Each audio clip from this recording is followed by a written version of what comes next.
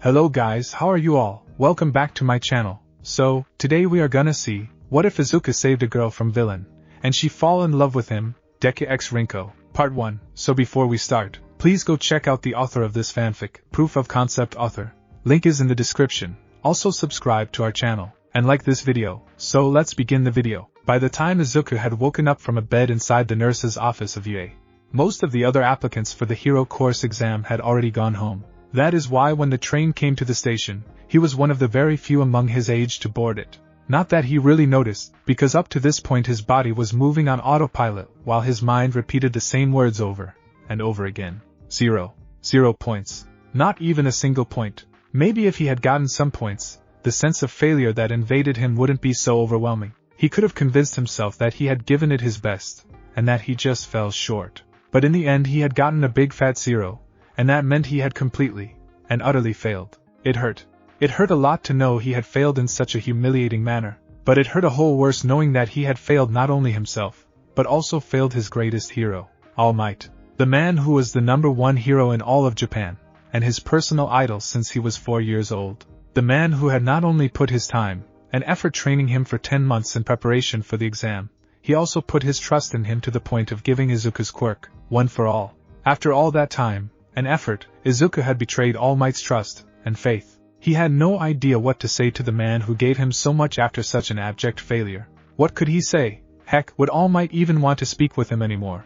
Izuku wouldn't fault his hero if he decided to take away one for all from him, if that was even possible. Izuku was so wrapped up in his own increasingly depressing thoughts he didn't notice he started mumbling while staring into space with a vacant look, causing his fellow passengers to notice him, and subtly trying to give him some breadth, creeped out by his incessant murmuring. Thankfully at one of the stops, a woman shouldering a big heavy bag, and a wailing baby on a carrier on her chest, boarded the train, and the cries of the infant were loud enough to snap the freckled green-haired boy from his creepy mutterings. Without giving it a thought, Izuku was on his feet freeing the seat for the woman, who quickly took his seat while ignoring him, being more concerned with lulling her baby into sleep.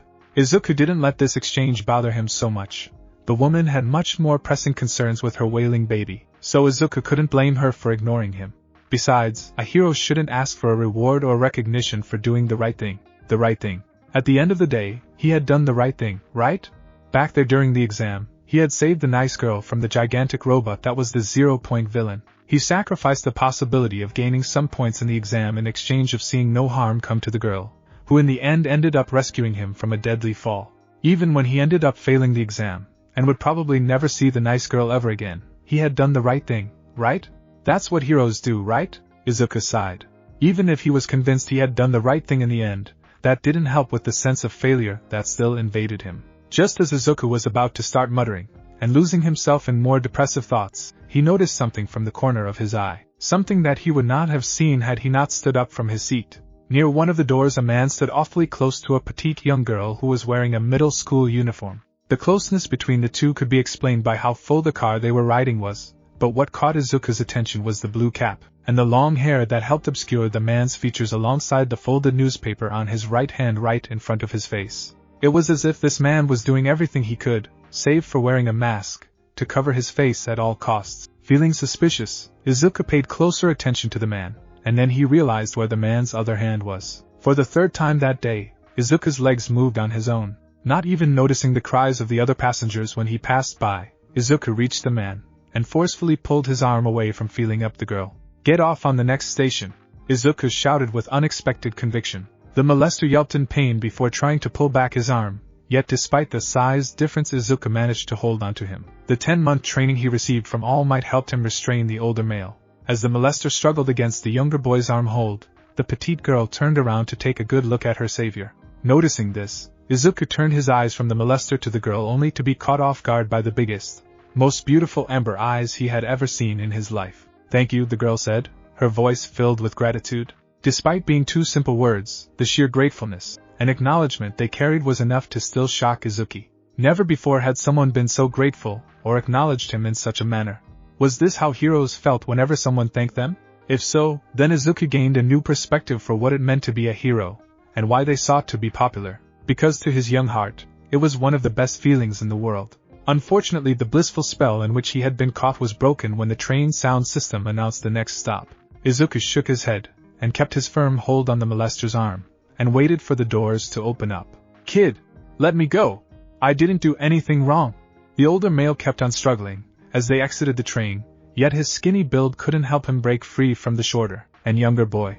"The station attendant office must be around somewhere," Izuku said while ignoring the lowlife who preyed on younger girls. Reprobate men like him didn't deserve a proper retort. "You can't hand me in." The man continued talking, trying to weasel out of his current predicament. "They'll know you used your quirk to detain me, and you'll be in trouble." It was true, in their society where everyone had a superpower, there was a very strict law that prohibited the use of one's quirk in public areas, with the only exception being heroes, and people with provisional licenses. This rule was strictly enforced, otherwise everyone would go wild with their quirks, and with how destructive some of them can be, it would be pandemonium. And even if one used their quirk for something noble, it was still against the law, and the police could brand you as a vigilante. "I didn't use my quirk," Izuku answered back, showing no worry whatsoever, as he pushed the man around, still feeling somewhat high from his sudden rise to action. The law against vigilantism prohibited unlicensed people from using their quirks to stop criminals, yet the law didn't cover vigilante acts committed without using quirks, so in the end Izuku wasn't breaking any laws at all. Even if that were true, do you think the police would believe a brat like you can detain someone like me without one? The man almost shouted, calling bullcrap on the boy's claim. He was an adult for Pete's sake, and the little brat was most likely just a middle schooler. "I'll let them decide." Again, he wasn't worried, because even if they called his mom or his school to ask about him, the police would only hear who he was, but a quirkless boy, completely unaware that he received All Might's quirk earlier that morning. "Besides, why haven't you tried to use your quirk to escape yet? That's none of your business." And with that final bark, the man fell silent, only grunting when trying, and failing to fight against the boy's hold. Izuku figured that the man possessed a very non-threatening quirk like many other people who didn't or couldn't become heroes despite being the most desirable career choice. Or he was by some strange coincidence quirkless like he was before that very morning. Izuku felt somewhat nauseated by the latter. He didn't want to think that someone that was born quirkless like him could commit such a heinous act. To Izuku's favor, he didn't have to dwell on such thoughts very long, because he had found what he was looking for, the station attendant office. They would take care of this man. "We are gonna let you go." Izuku was aghast, even after explaining the whole situation, and having a police officer come, and later call his mom to verify that he did not possess a quirk. His gain of one being a surprise he had for his mother after coming home from the exams. They were just gonna let the molester go unpunished. "I told you, I didn't do anything," the man proclaims indignation, secretly celebrating his acquittal. Just this crazy kid, acting like some sort of vigilante. Lack of evidence was the reason why. Because Izuku was no certified hero or had a provisional license, that meant his word alone meant squat, and the man was free to go with not even a slap on the wrist. In fact, it was Izuku who was being admonished before being sent home with a warning. "So much for doing the right thing." "That man was feeling me up," a voice suddenly said, and everyone inside the station attendant office, including Izuku, turned to look at the new arrival only to find the same petite girl from back on the train. Just how long had she been standing there hearing them talk about letting go of the man who molested her? "And this person saved me," she declared, as she walked up and stood next to Izuku. In turn Izuku was moved by her words and actions. Not only did she acknowledge him and thank him, now she was standing up for him, and confessing to the man's lewd actions despite the embarrassment and the social stigma that may follow her for her testimony. To say his eyes were feeling watery for how moved he was an understatement. This is some sort of ploy. Still, the brave actions of the girl didn't deter the sleazeball from trying to escape his rightful punishment. "I mean, she just happened to appear just as I was about to let go. That's very suspicious." This cast a doubt over the girl's sudden and convenient confession. "I mean, look at her. Are we to believe her when she is wearing such a short skirt?" He pointed at her, making her flinch in unexpected shame, and causing her to turn red, and her eyes moisten. "It's like she is begging to be touched like that." The man couldn't finish his tirade to shame his victim thanks to a very fast and mighty fist to his face courtesy of Izuku. "Don't you ever say that again," he shouted in rightful fury. How dare he? How dare this repulsive creep say something so vile against this poor girl? Not only did he molest her, he was trying to put the blame of such a loathsome act on her. Apologize to her right now. After such a loud outburst, Izuku took several deep breaths of air trying to slow down the beating drum that was his heart at the moment. And then after calming down a bit he realized how eerily silent the whole place felt. He just needed to take a quick glance at the look the police officer was giving him to know how screwed he was. Oh, and so Izuku got suspended from school for a week. which will cost him greatly since that meant a week of missed lessons, and third-term final exams were a month away, and being the social pariah that he was thanks to his quirkless status, there wasn't anyone who would lend him their class notes from the lessons he missed. Then again, the third term's finals were a simple formality for those who were planning to go to a hero school. Finals only mattered for those wanting a great final grade for schools that taught normal curriculum. So Izuku shouldn't worry too much since he applied to the hero course in the UA&O. That's right, 0 points. Maybe he should worry about his third term finals, just in case he needed to apply for a high school of general education. Knock knock. Snapping out of his thoughts, Izuku turns from his chair in front of his computer desk towards the door of his room. Izuku, are you alright? His mom asked from the other side of the door. Yes mom, I'm alright. Just checking. She tried to play it off as casual, but she couldn't help herself. If there's anything in your mind, you know you can talk to me about it. Deep down she always worried about her only son. Yes mom, I know if there was anything he hated was making his mom worry for him. She already had too much on her plate working all day to support the two of them. She didn't deserve the stress that failure of a son like him caused, especially after she received a call from the police telling her about what he had done. Thankfully she didn't faint on the spot after hearing the news, but there was a lot of crying and wet tissues after she had to pick him up from the police booth where he was being detained. Luckily for Izuku, the worst thing that happened to him was his suspension from school.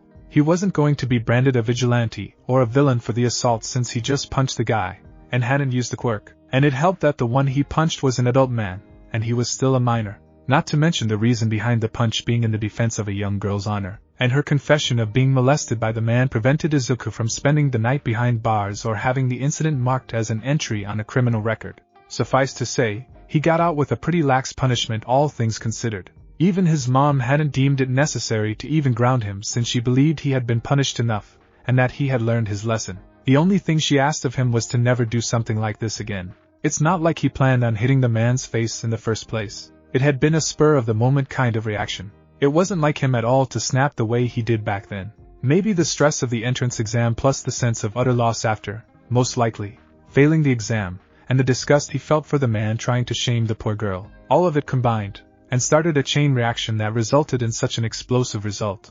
Good thing that he hadn't accidentally used his newly acquired quirk on the guy, or Izuku would have definitely been branded a villain and thrown to jail. Izuku just sighed and turned back to his computer. Despite the fact that he should be studying, he instead was visiting All Might's homepage musing over whether or not he should write him a letter, apologizing about his utter failure at the entrance exam. Frankly, he was scared of what his idol would say in response, and what would feel worse, his anger, or his disappointment? Izuku stared blankly at the computer screen in front of him, his hands trembling as they hover over the keyboard. Not a single word of his hypothetical apology letter typed down. He remained like that for a whole minute, and probably more had it not been for his mother, who opened the door and barged into his room without even knocking first. Is Izuku? Izuku? She called for him, sounding way more frantic than usual. For a second, he worried something horrible had just happened, but before he could even ask what was wrong, his mother continued. There is a girl here looking for you. Her name is Yamato-san. Can I let her in? Sure, Izuku answered out of reflex before he actually thought over what his mom just told him. A girl? What would a girl be looking for? Was it someone from school who was sent to deliver him the homework for the day he missed? That was the most reasonable explanation, but he didn't recall someone from his class named Yamato. Even if he didn't even say a single word to any of the girls in his class, he was well aware of their names. Just who was this girl coming to see him in his room? Wait, his room? Was his room adequate to let a girl in? Looking around, there wasn't any trash on the floor or anything that looked overly messy, but his room was filled with All Might merchandise all over. If a girl saw this, they would label him an even bigger otaku than she was already known for. Please tell her to wait a minute, Izuku called out, as he made a grab to a 30 centimeters figure of All Might he had on his desk, looking around for more stuff to grab, and where he could hide them for the time being.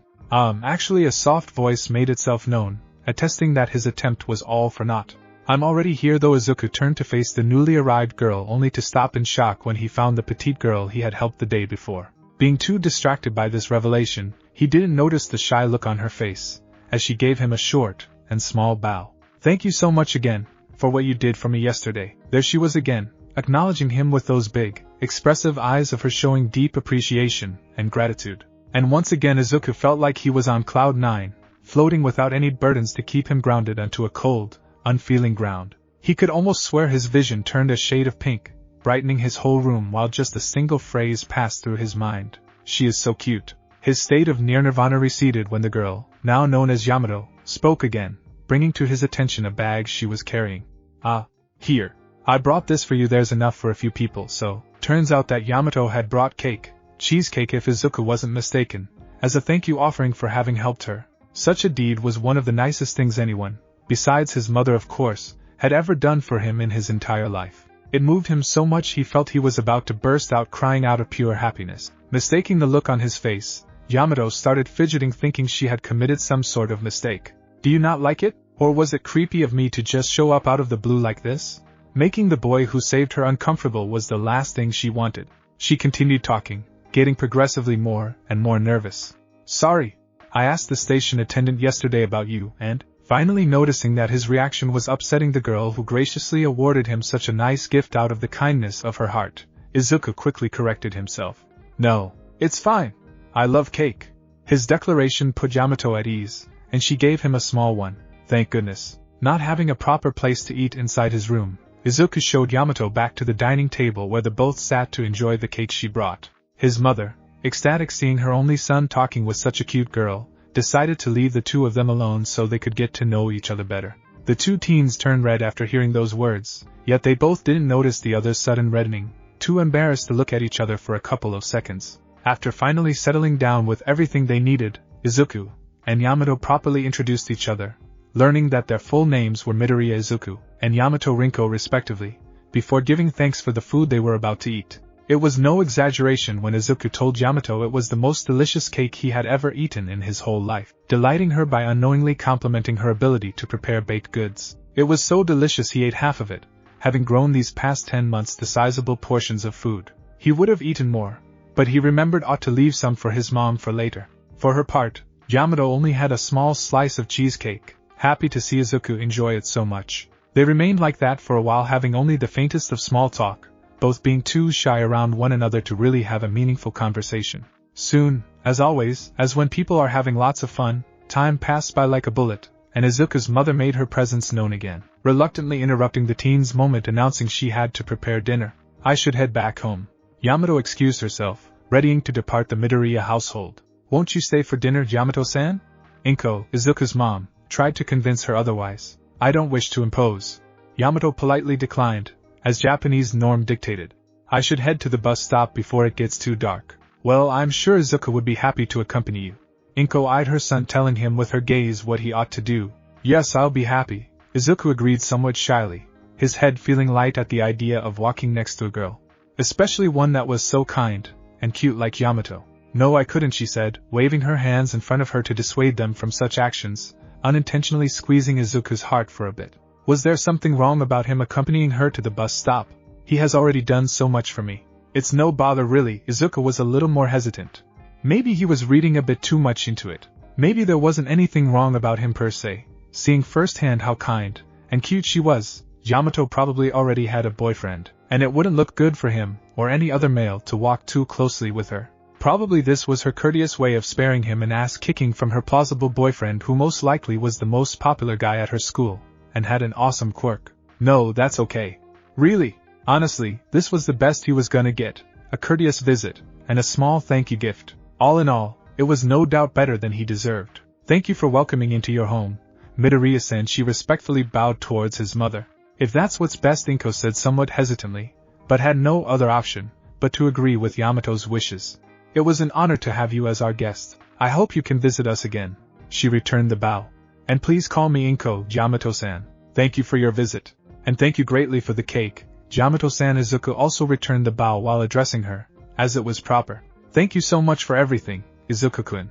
For a second, he was happy to hear a girl address him by his first name, but the feeling didn't last when he realized she probably called him like that just to distinguish him from his mother, whom she called by their family name. "See you later. See you later."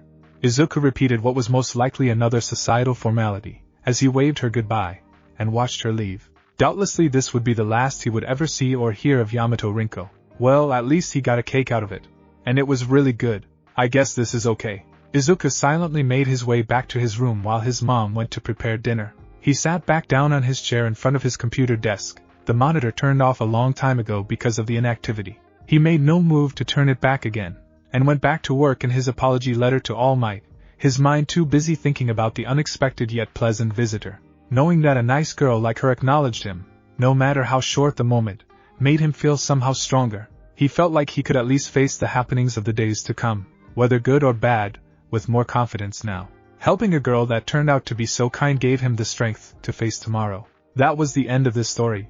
An hour later, once he had already had dinner, Izuku was seated at his computer, doing his routine check for news and hero blogs when a strange melody snapped him out of his routine. Looking for the source of the strange yet pleasant melody, Izuku found a pink cell phone on the floor of his room. Is it Mom's? He wondered if she had somehow lost it when she came barging into his room earlier that evening. Hearing that Mom was busy taking a bath at the moment, Izuku answered the call thinking it might be urgent they were calling this late. Hello? Oh, I knew it, said the voice that Izuku instantly recognized as Yamato's, on the other side of the phone. Sorry, Eve, my phone there. I'm Yamato. I was just over at your house. Such a greeting was completely unnecessary in Izuku's opinion since he doubted he could ever forget her voice, especially so soon after what he thought was the last he would see of her. Yes, I have your phone right here with me, he assured her, ignoring the redundancy of his affirmation, since she was calling to her phone, and he was answering it. I'll come pick it up. Are you free now? Technically he was, since his mom hadn't grounded him for his misdemeanor of yesterday. Still, it would be ill-mannered to force her to come all the way back from her house to his, just to pick up her phone, especially this late. No need, he assured her. Just tell me where you are, and I'll bring it to you. As a man, that was the right thing to do. Huh. Well, should we meet up then? She said, sounding somewhat surprised. I go to the Takadana Girls' Academy. How about we meet in front of the fountain in Yavin Park? Yes, Izuku answered, floored by the idea he was going to meet Yamato again. Would tomorrow be okay? Yes. After classes, after 3 p.m. Is that good? Yes. Then I'll see you tomorrow, Izuku-kun. Yes. Bye. Yes, I mean bye. And with that the call finally ended, but the story hasn't ended yet, Izuku murmured with a smile. That night Izuku slept peacefully, unburdened by thoughts of his apparent failure at the UA entrance exam, or the disappointment he brought out of All Might. Instead, he dreamed of his meeting with Yamato the very next day. It wasn't over. That girl, Yamato Rinko, was going to meet with her again. It was just to return her cell phone she had forgotten at his house. But still, Izuku was glad he got to meet with Yamato at least one more final time. She was kind, and cute. He would have to be a heartless monster to think nothing of such an opportunity. Then why, oh why, did he feel such a pit in his stomach? No, wait. He was happy, and excited to meet her. Maybe too excited. Was it creepy of him to be so eager to meet her again? After all, he was just returning her lost phone. Once that was done, they would bid each other goodbye, and then they would part ways. Probably to never see each other again for real this time. So yeah, it was definitely creepy of him to be so excited to see Yamato-san. Besides, who said that it would be just the two of them when they meet at Yavin Park? Maybe some friend would be there with her, and it would be awkward to try and overstay his welcome. Or worse, maybe her boyfriend would be there too. Seeing as she was so kind and cute, there was no doubt in Izuku's mind that Yamato was one of the most popular girls in her school. That meant she most likely had an equally handsome and popular guy as a boyfriend. One born with an awesome quirk. So awesome that he probably could have passed the UA entrance exam with ease. Maybe she was dating the guy who would become the next #1 hero in Japan, while he just got a big fat 0. Honestly, a simple thank you once he returned her phone was too good for a failure like him. Once more he allowed doubt creep inside of him, clouding his mind with insecurity and depressive thoughts. Izuku didn't notice, but the people aboard the bus around him started to move away from him, being creeped out by his strange and oddly depressive mutterings. Fortunately, the very next stop was the one Izuku hopped out of the bus, relieving the rest of the passengers, to make his way towards Yavin Park, internally welcoming and dreading his meeting with Yamato. At 3 p.m., there were several people walking through the local park, despite the fact that it was easy to spot Yamato waiting in front of the fountain like they had agreed the night before. Even though this was the third time he had seen her, Izuku couldn't stop himself from thinking about how cute she looked in her school uniform. Since it was early February, she was wearing a long-sleeved white sweater with a blue collar and a short purple plaid skirt. Or maybe it wasn't that the skirt was short, but that it looked that way because of the sweater itself, since its sleeves reached up to her fingertips, showing it was a little too big for her. However, her uniform couldn't compare to her long and fluffy strawberry blonde hair, and those big amber eyes of hers. Izuku couldn't help but feel self-conscious. Not only was his greenish dark hair naturally messy, The freckles on his cheeks were often a source of mockery for his appearance. Yet another reminder of how different they were from one another. Not to mention, in his indecision for what to wear for this meeting, he ended up wearing his school uniform that consisted in a black with yellow buttons alongside his trademark oversized red shoes. Just as Izuku was pondering the idea of rushing back to his home and changing clothes, Yamato turned her head and managed to spot him. In a hurry she sped up to him and did the last thing he could have expected. "I'm truly sorry for the inconvenience." She apologized to him. She even gave him a bow. "Thank you so much." She bowed again, this time in appreciation. "No need to be so formal." Izuku affirmed, a failure. An otaku like him didn't deserve to be treated so nicely by someone who was so much better than him. We are around the same age after all. Ironically, sounding just as formal as well. Rummaging through one of his pockets, Izuku pulled out Yamato's phone and presented it to her. Yamato gladly accepted it and thanked him once more with a smile.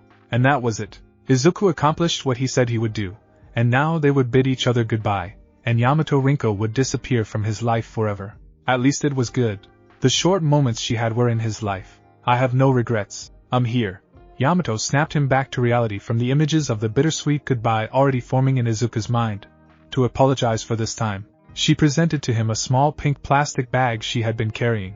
"I wanted to give this to you to show my gratitude for taking the trouble of bringing me my phone. If you want, we can find a seat and eat it here if you want." Izuku was dumbfounded by Yamato's words. He couldn't believe she troubled herself with another gift for such a quick and easy favor. Truly, she was being too kind, especially towards a worthless, friendless otaku like him. Still, it would be rude of him to turn down such generosity, so he ended up accepting her gift, and both found a seat at one of the many park benches. Izuku took a look at what Yamato had gifted him.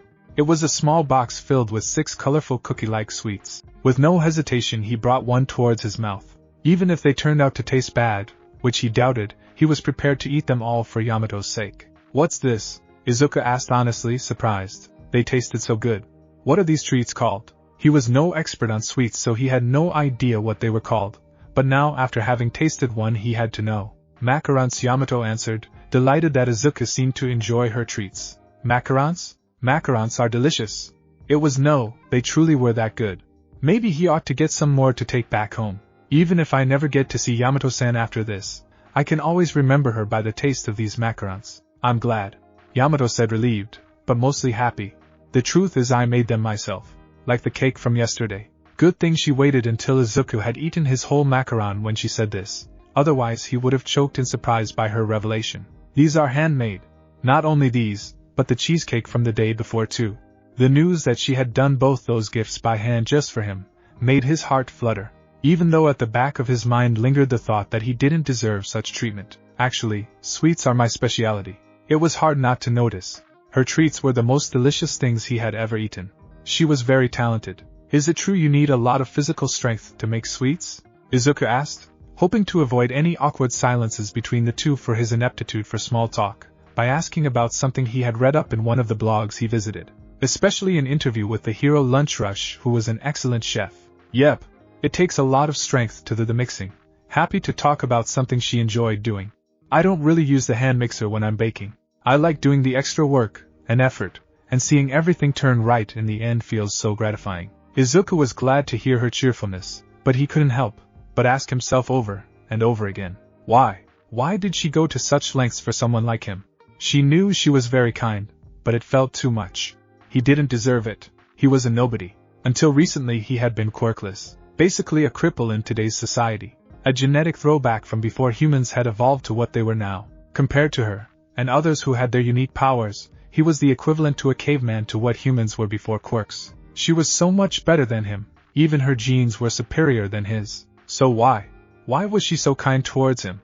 What reason could it be for her to treat him so nicely? To treat him so much better than any other person, besides his own mother, in his entire existence? What did she see on him? Was it a pity? No, it couldn't be. It didn't feel like pity. Something else, perhaps? Maybe it was an obligation, feeling indebted, and honor bound for what he had done for her? No, this generosity was beyond mere obligation. Maybe he was overthinking again. Maybe it was something simpler. Something obvious that he couldn't see. Or maybe something crazy, absurd even. Something like her having a crew. Izuku-kun, you're muttering. She snapped him back from his own thoughts. Sorry. He quickly apologized, getting worried if she had been able to understand what he was saying when he was lost in his own thoughts. Feeling embarrassed and self-conscious, he looked around for a quick getaway. I gotta go to the bathroom, he excused himself, and sped away towards the direction of the park restrooms while his face grew really hot.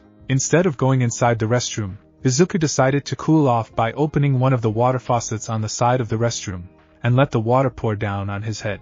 Not only was he embarrassed, he was growing conscious of the small yet potent sensation that he was developing some sort of feelings towards Yamato-san. Why wouldn't he? She was so kind, and cute, and treated him better than most people in his life. Still, it wasn't proper. Not only was she so much better than him, she would be better off not associated herself with him. Such a cute and generous girl with true talent for baked goods had such a promising future ahead of her. And him? He would be lucky to even get accepted in a high school of general education, let alone get a decent job after he graduated. And his quirkless records wouldn't do him any favors. Being a hero was his dream, but he had utterly failed at the entrance exam for the best school of heroics. He doubted he could succeed at something he had no passion for. Simply speaking, his future looked dire. Dire, as in, he had no future at all. Honestly, he too was better off halting these feelings of his from growing further. It would spare him from the heartache later on. Besides, even if he let them grow, there was nothing he could do about them. He had nothing of worth to offer to Yamato that she couldn't get from any other guy. Liking Yamato-san like that would only cause problems. With a heavy sigh, Izuku walked back towards Yamato-san, with the full intent of saying goodbye forever. At least this way he would spare her the trouble of farewells, and in his heart he could always treasure this memory in the dark days to come. Your head is dripping wet, she said, mortified for him. Izuku's gut clenched. So caught up in his inner turmoil, he had forgotten to dry off. Just how careless he could get. I have a towel. Yamato pulled out a small pinkish towel, and diligently started drying him off without thinking about it twice. Izuku decided to not think too deeply into this, believing she was being nice, and only cleaning after his mistake. Nothing more, nothing less. Still, it felt nice to have her so close to him, and her towel had a distinct feminine. He somehow knew he would be dreaming of this scent in the days to come. You don't have to do this, he said barely above a whisper. She already did so much, and been so kind to him, she really didn't have to bother herself with this. It's alright. I got this. She continues her work of drying him off, ignoring his silent plea to not bother. Yamato-san, please, Izuku pleaded once more, his time a little more direct. This caused her to stop what she was doing, and take a step back. Izuku-kun? She was somewhat worried by the sudden serious tone of the boy in front of her.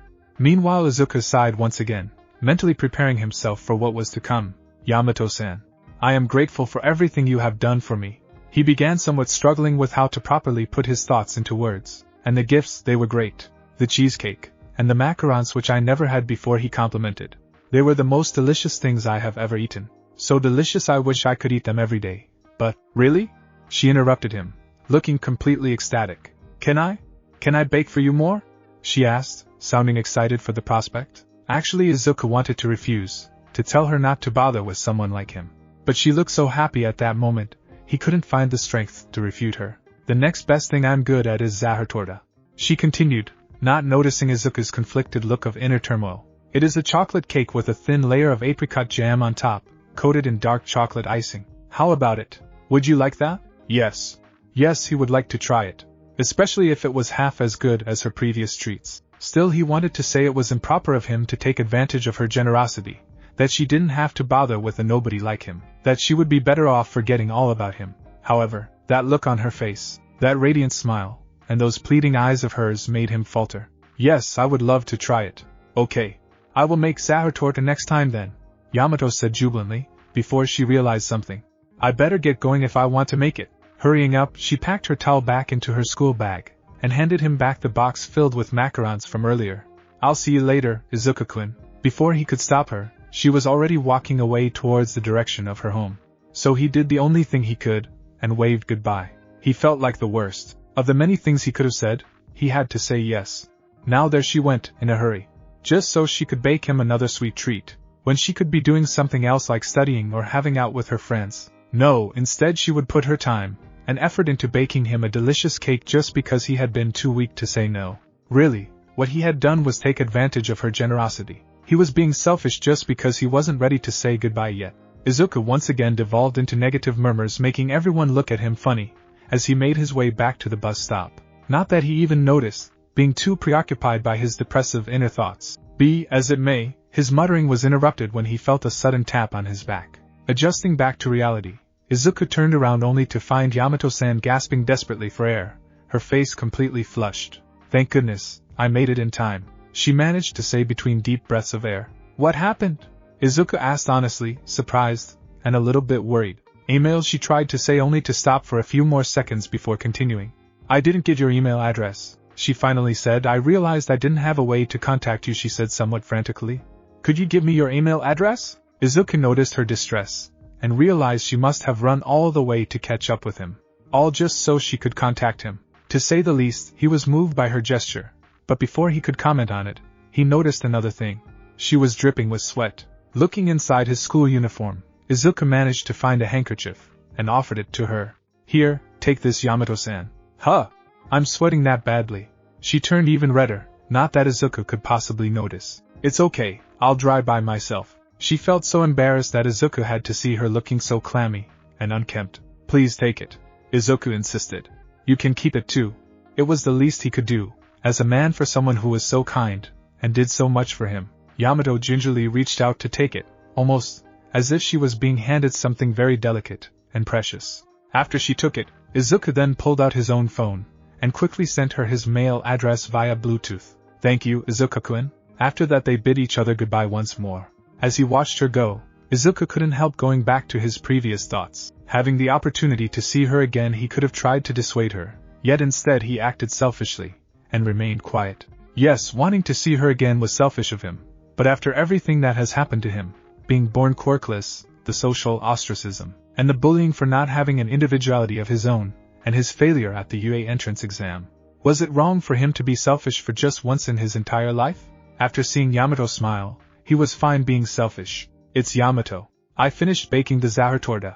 Can I come and give it to you tomorrow?" Izuku stared perplexed at the message he had received on his phone. Even if she hadn't said who she was, he would have recognized it thanks to all the colorful fonts and emojis she used. Somehow this type of texting really suited her cheerful personality. "Sure, anytime, it's fine by me," was Izuku's short answer, having no idea how to respond to such a colorful message, so he went the direct route. But after thinking about it, he decided to add a thumbs-up emoji just to give it a little bit of visual appeal. And almost immediately after he sent her his message, she answered back. "I'm glad, thank you. Can we meet at Yavin Park at 3 p.m. like last time?" This text was even more colorful than the one before. It even had animated emoji people dancing happily, and a falling star. Despite being short, her personality shined through this message. "Yes, I'll be there."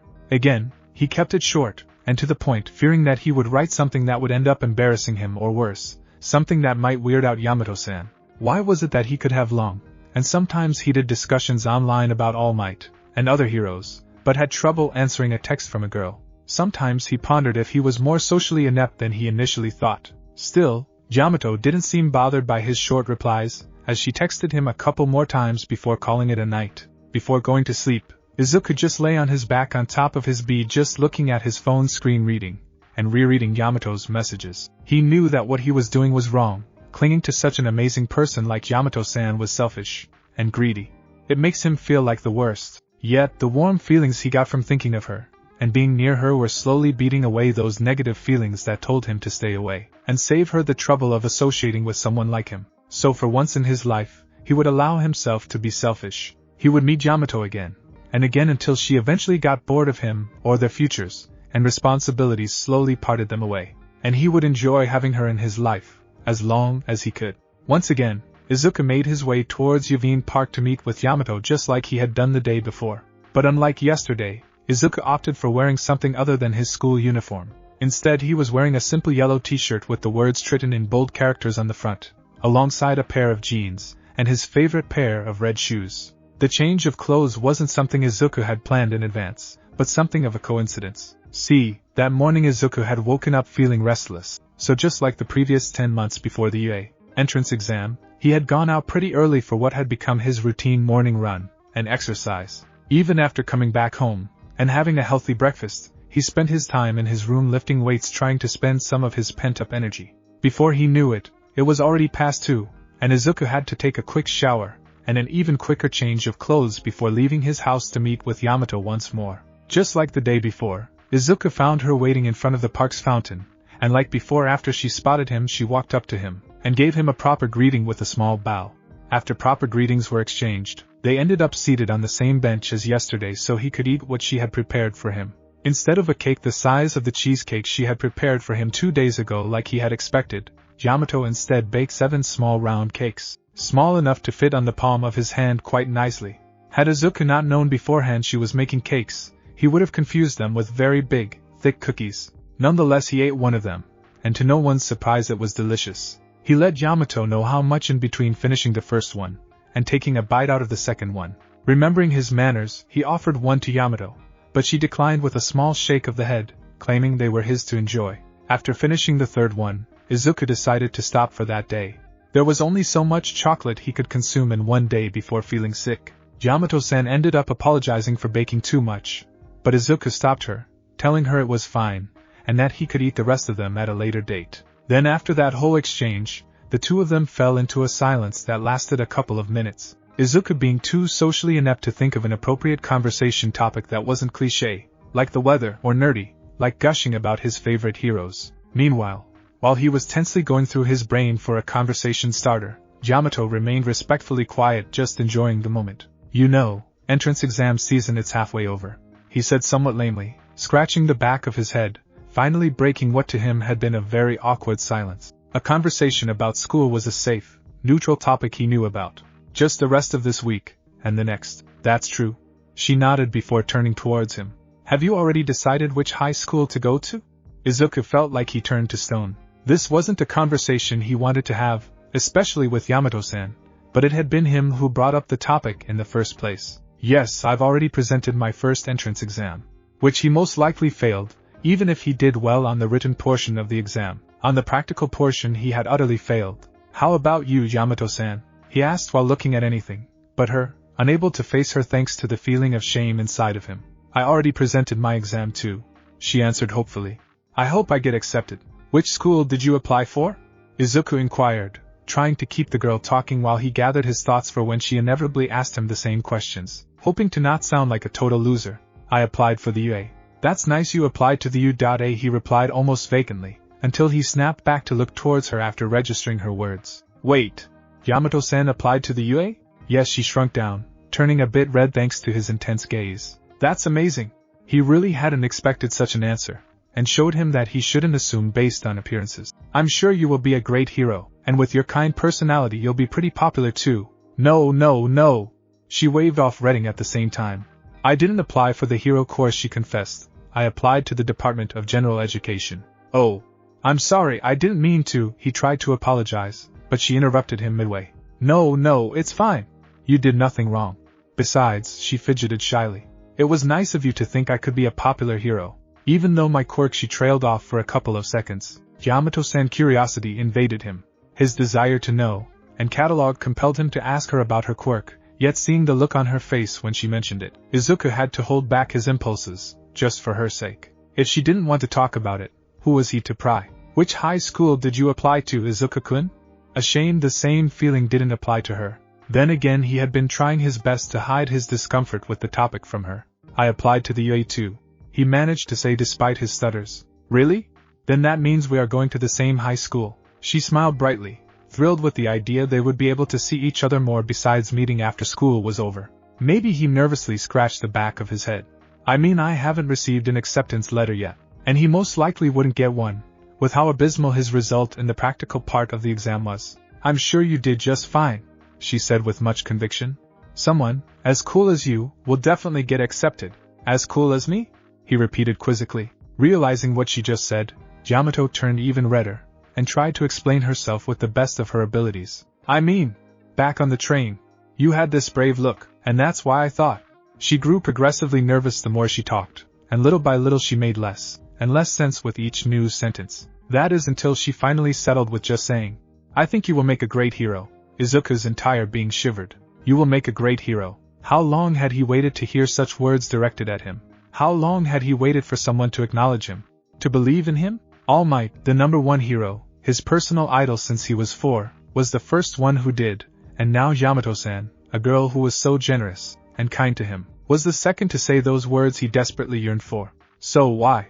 Why did it hurt so much to hear her say those words? Those words he longed for more than 10 years. Because he was a failure. Because had betrayed the faith that All Might had placed on him. That he could use one for all Might's own Quirk, to become a hero. 0 points. And now he was betraying Yamato-san's expectations too. This only reinforced the thoughts he was having yesterday. That a born loser like him, a quirkless good-for-nothing runt, didn't deserve any sympathy. Much less Yamato's kindness and appreciation. Izuku-kun? She asked, worried, most likely for sensing the strange shift in mood. This was too much for him. He needed to go. To get away. Before he lost control, and caused a scene in front of her. I got to go, Izuku said through the knot forming in his throat. Izuku-kun. She called out for him, as he suddenly stood up, and rapidly ran away. Izuku-kun. He ignored her. Even after calling his name several times, he refused to stop, and looked at her. He couldn't face her. He just couldn't. He just walked. Too emotionally troubled to even attempt running. Still, it didn't stop him from walking, as fast as he could, to put as much distance between him and Yamato as possible. After 5 minutes of walking non-stop, the upset boy managed to calm himself enough for him to finally stop. Once he realized that in his hurry to get away he had overshot the bus stop. Now, standing near a building undergoing construction, Izuku would either have to walk back to the stop he passed, or he would continue until he reached the next one. None really appealed to him that much, worried that he would lose it in front of the other passengers. Maybe he ought to walk all the way home then. And just as he had made his mind, a voice called out for him. Izuku-kun. It was Yamato, looking refaced after having to follow all the way there. Izuku cursed himself. Of course she would bother to follow him, especially after bolting the way he did. She was too kind, and cared enough to try, and find out what was wrong with him. That was the kind of person she was. Someone who cared. Someone who cared about him. She cared about him. But he didn't deserve it. He didn't deserve such kindness, when he was nothing but a failure, and a burden to others. He wasn't worthy of All Might's trust, let alone his Quirk one for all. And he wasn't worthy of Yamato-san's acknowledgement nor her friendship. He had been selfish. He had deluded himself into thinking that he could enjoy Yamato's generosity, that it was okay for him to accept it, that he was entitled to it because of how unjust his life had been until now. He had convinced himself into taking advantage of her. He was no better than the man he had saved her from. Izuku had to put a stop to this. He had to tell Yamato the truth, to tell her he was unworthy of her friendship, that he had no worth as a friend, that he was a good-for-nothing, that he was not good enough to follow his dreams, his delusions of being a hero, that he had no future, that it was improper of him to keep meeting her, that she was better off without him. Izuku was decided. He was determined to tell her.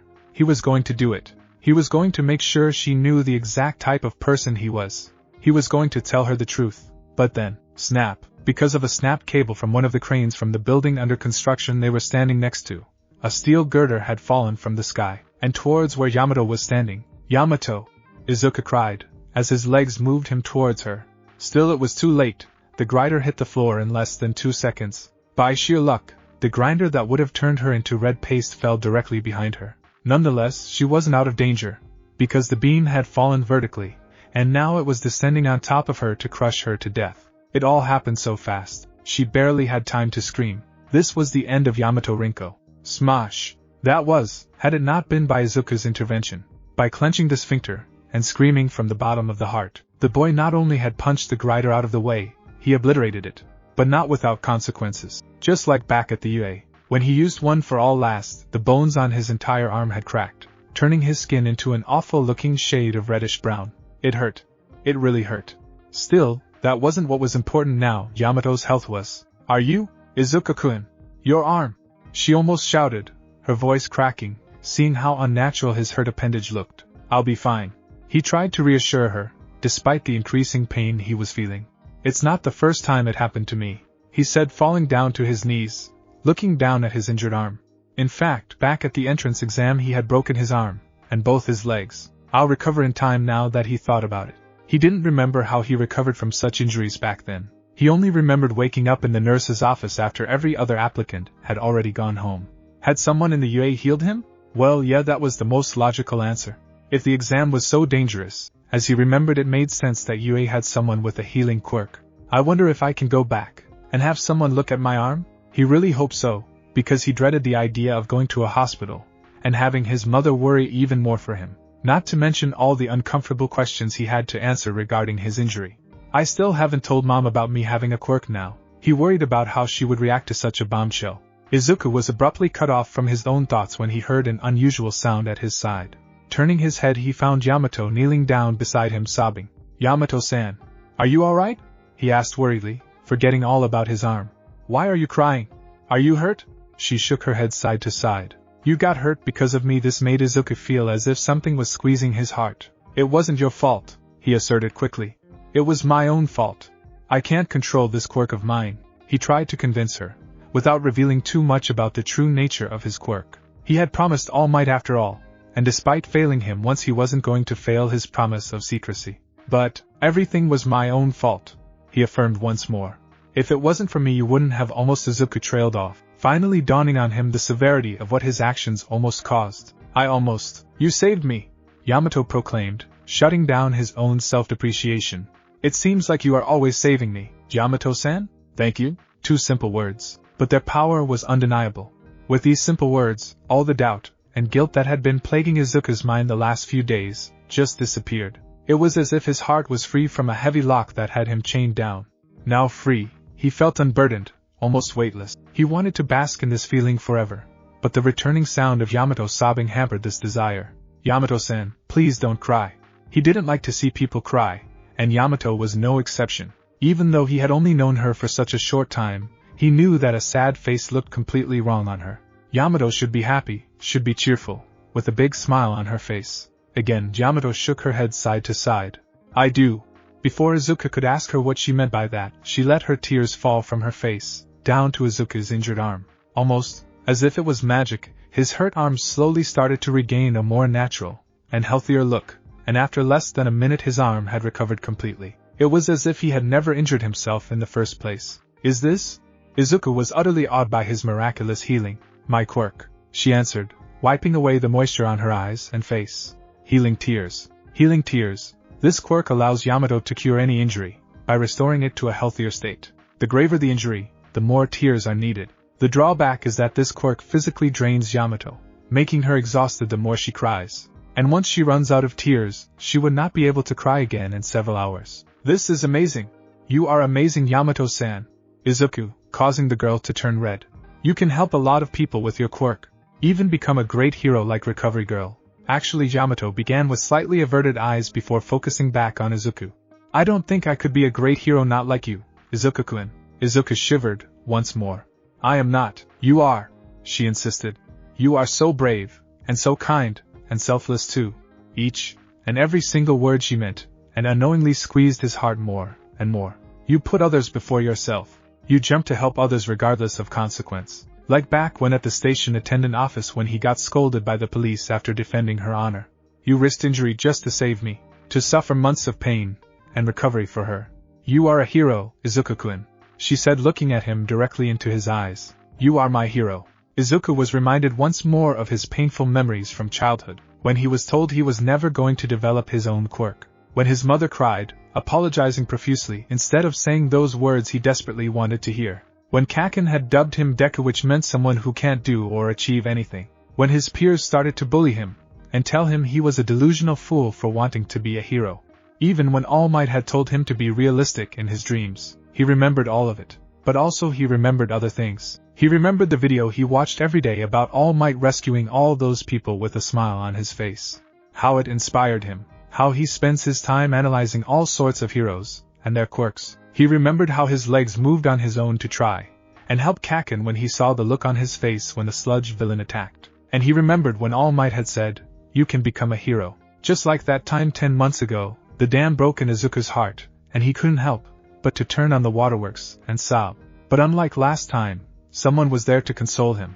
Yamato silently enveloped him in a hug, allowing him to let out all of what had been festering inside of him for a long time. It has been days since Izuku last saw Yamato. This wasn't because of a long string of unfortunate coincidences. No, this has been done intentionally by Izuku himself. Why?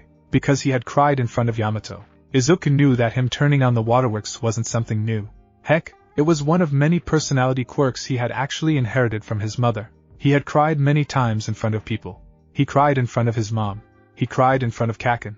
He cried in front of strangers. He even cried in front of All Might. But none of them compared with the embarrassment he felt at having cried in front of Yamato-san. He had not only cried her heart out in front of her, he also hugged her while he did so. Once he realized what he had done, there was nothing more that he wanted for the earth to open up and swallow him whole. Thankfully, a hero showed up to investigate about the fallen steel girder, and had asked them questions about it, providing Izuku the most perfect excuse to separate from Yamato. After he was done with the questions, and making sure they were okay, the hero told them to each go home. Something Izuku really appreciated, and took up his command, was after a quick goodbye to Yamato-san in which he couldn't meet her eyes. Ever since then he had been staying at home. He even forgot his usual morning training at the beachside, afraid of the possibility of running into Yamato-san, no matter how unlikely that scenario was. Of course his mother noticed how weird and restless he got, and often checked on him asking him what was wrong, and if there was something she could do to help. Izuku just told her that everything was fine, that she didn't need to worry about it, and if by any chance Yamato-san came looking for him, to please tell her he wasn't there.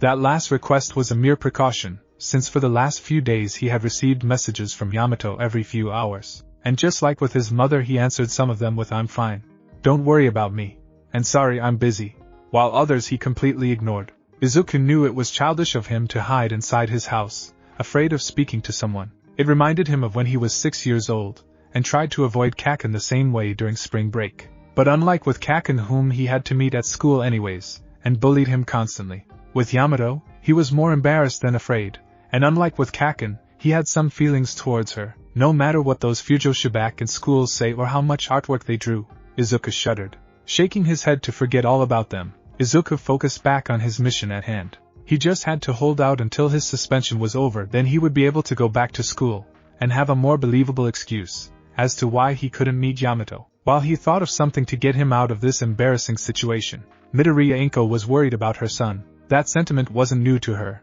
She had been worried about her only son ever since he was 4 years old, and the doctor said he would never develop a quirk of his own. She knew how much he dreamed of becoming a hero, and hearing the bad news she knew his dreams would be crushed.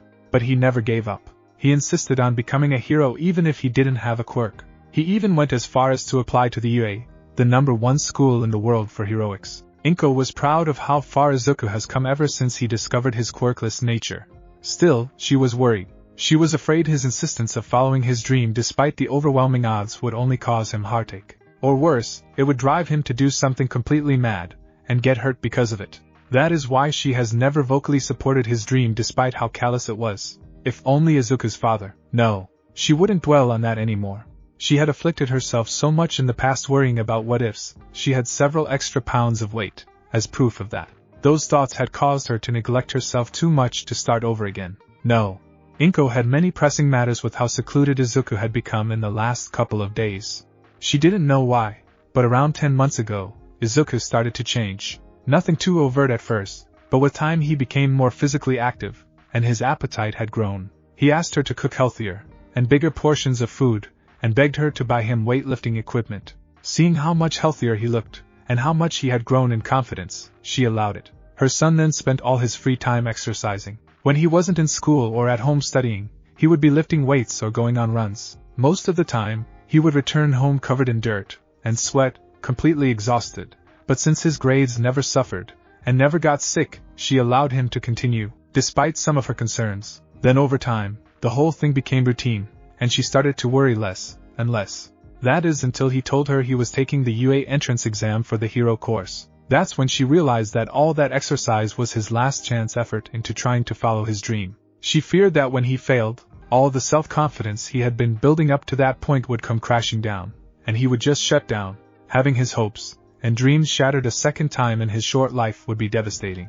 That's why when she received a call from the police after Izuku had gone to present the entrance exam, she almost fainted. She feared her worst fears had come true, and that her poor Izuku had snapped and attacked a random person, as a way to deal with all his pent-up frustration and negative emotions after having most likely failed. Thank goodness, that wasn't the case. Instead, Izuku had gotten in trouble when he had defended the honor of a young girl who was being groped by a vile man. Sure, getting in trouble with the police was bad, but at least it wasn't the worst-case scenario she had feared. After Izuku informed her he was suspended from school for a week, she decided to spare him more stress by not grounding him. He had suffered so much after all. The day after, Yamato Rinko had shown up at their door. Yamato-san was such a cute girl, and very generous too. She came all the way to their home with the sole purpose of thanking her son for having stood up for her in her time of need. This not only endeared Yamato-san to her, but made her prouder of her son. She was the type of girl any mother would welcome, and be proud of when their sons presented them to their mothers. Rinko had prayed to the gods above for Yamato and Izuku to become friends, knowing the good it would do to her son's mental and emotional state to have friends that cared for him.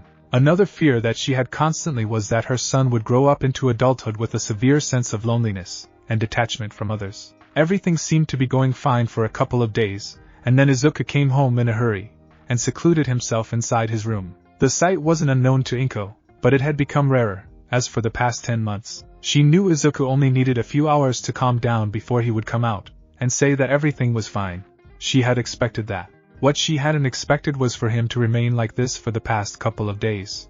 Only coming out for the bathroom. His meals had to be delivered to his room, where even then, he wouldn't allow her to come in.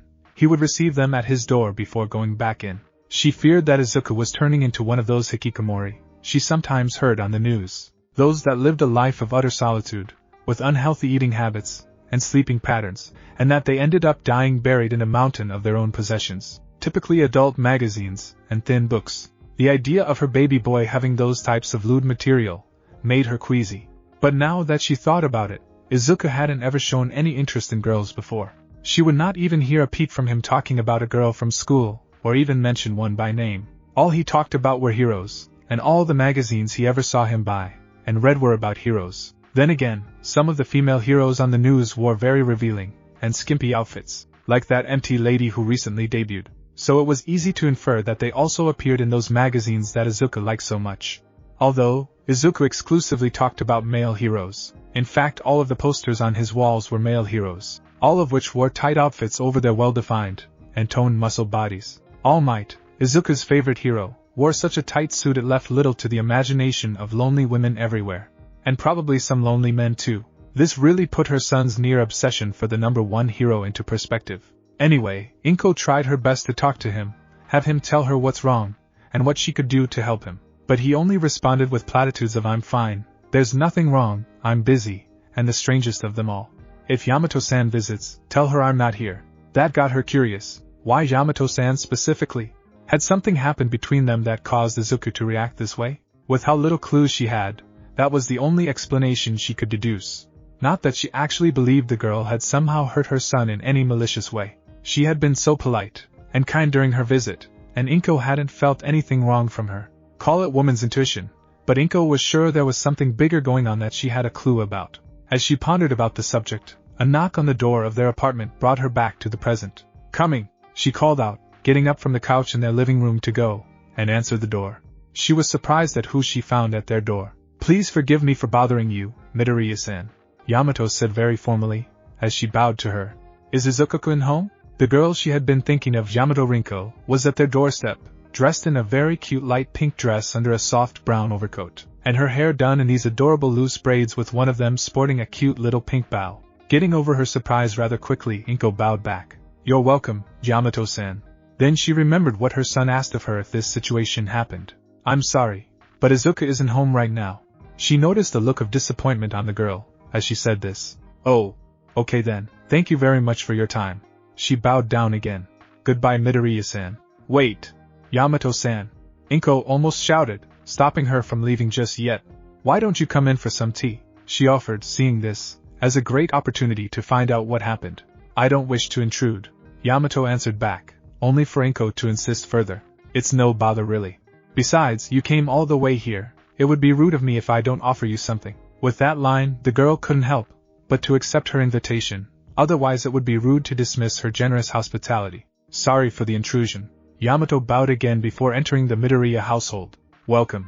After Yamato has taken off her shoes at the entrance, in favor of slippers, Rinko showed her towards the dining table, where she and Izuku had that cheesecake all those days ago. Before sitting, Yamato offered her the bag she had been carrying. "Here is something for you." "Thank you very much." Rinko accepted it gracefully. "Do you mind if I open it now?" "Please do so." Looking inside, the older woman found several bright yellow breads in the form of hearts. "This is for Izuku, is it not?" Rinko smiled knowingly, as the young girl blushed a little, and nodded. I thought Izuku-kun might be growing tired of me preparing just sweets, so today I tried cake sale instead, she explained. It might look sweet, but in reality it is salty, so please do not eat it thinking it is sweet, because it is actually salty. I'm sure Izuku will enjoy these, Rinko said while ignoring the fact the girl just repeated herself about the taste of the cakes. You are welcome to try them too, Midoriya-san. Thank you, Rinko bowed before putting the cakes away. Please take a seat, while I prepare some tea. Please do not cause any trouble for me, Yamato said politely, as it was tradition, even if she had accepted her offer for tea before coming in. It is no problem for Yamato-san, Rinko answered accordingly. Now if you excuse me, I'll prepare some tea. Is green tea okay? It is. Thank you very much, Midoriya-san. Please call me Rinko, Yamato-san. I understand. Please call me Rinko, if you would. Yes, Rinko-san. After Rinko brought the team, and all the proper pleasantries had been exchanged, they both fell into a not-so-comfortable silence. Rinko noticed that the girl wanted to say something, but wasn't sure how to do so, so she waited for her until she was ready. Nothing good would come by trying to pressure her.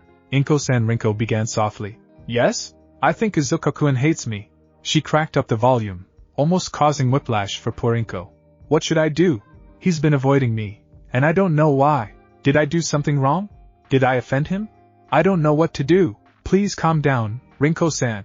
The older woman pleaded for the sake of her ears. Izuku doesn't hate you, and I'm sure he isn't avoiding you. Okay, that last part might be a lie, but the poor girl didn't need to know that. Please tell me what happened, so I know how to help you. After Yamato told Rinko about what happened in detail, including the part where Izuku had saved her from a falling steel girder, although she omitted the part of which Izuku used his quirk, and had gotten hurt, not wanting to worry Izuku's mom nor she want her to believe he had gotten hurt because of her. The older woman finally had a clear idea of what was happening. Just like an elementary student who realized he liked a girl, Izuku was just hiding from his crush, too embarrassed about the new feelings inside of him. Rinko would have found it adorable if this had happened when Izuku was younger, but now this late into his teens it was a reminder of how socially inexperienced he was, and how growing up ostracized from his peers because of his quirkless status had stunned him. And because of that, Izuku was now hurting Rinko, who was worrying about something that wasn't her fault. Izuku, right now, is going through a tough spot, being stressed by school, and all. She tried to excuse the actions of her son while trying to reassure the poor girl. But you shouldn't let that discourage you. I'm sure he'll come around. But he grew awfully serious after I mentioned going to the same school as him, Yamato pointed out. What if he doesn't want me around, and he was just being nice just to not hurt my feelings? Your feelings? Rinko asked, prompting her to elaborate. Back in the train, he had this brave look on his face when he saved me. And when he stood up for me after that man said such awful things, I thought Izuku-kun was so cool. Just like a hero. A hero? Those words warmed her heart. How long had her son wanted to be a hero?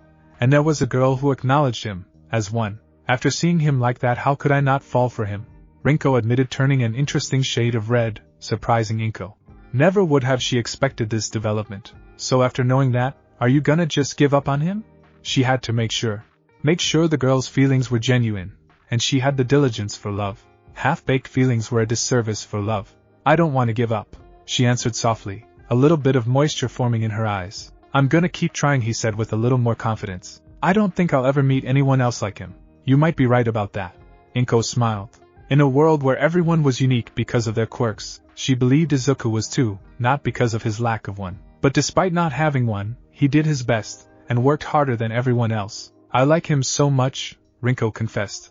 Please say that one more time, Rinko requested, confusing Yamato for a bit, but the girl figured it was the older woman's way of cheering her on to do her best. I like him, Rinko said with more conviction. Who do you like? I like Izuku-kun. Rinko waited until those words stopped reverberating throughout the house before she stood up from her seat at the table, and asked out loud towards the hallway. Could you please come out now, and give Rinko-san a proper answer? Rinko looked at the woman confused, until from the hallway stepped out Izuku, with a vacant expression on his face. Huh? What?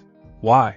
Yamato asked, bewildered, until she realized that Izuku most likely heard what she just shouted. How mean? She sent a small look towards the woman who tricked her, though she failed at it thanks to the intense red hue on her cheeks. Yamato then turned her gaze from the woman towards the boy whom she just confessed she had feelings for, as he finally stood in front of her. Knowing she couldn't retract her words or back down at this point in time, she decided to go for it, and properly confess this time.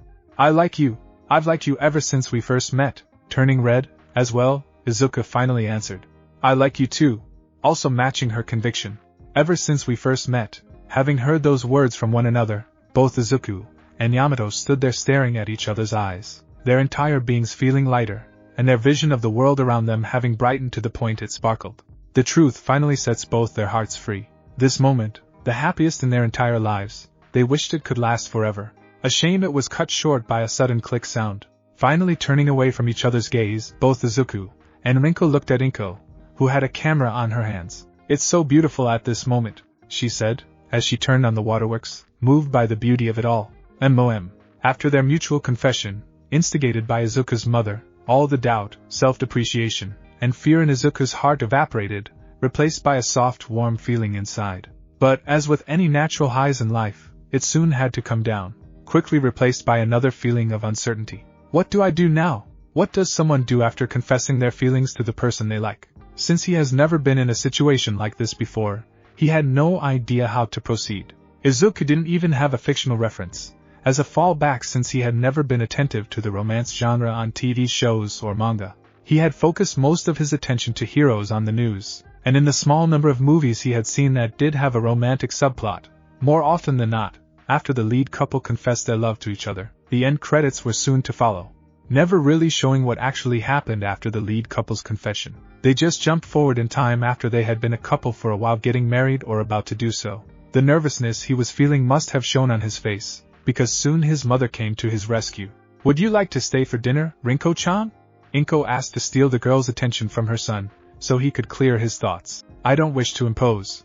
Yamato repeated the often said Japanese phrase, as to not appear rude to her host's generous offer, not even slightly puzzled by the sudden change of honorifics. It is no trouble for us, Inko insisted.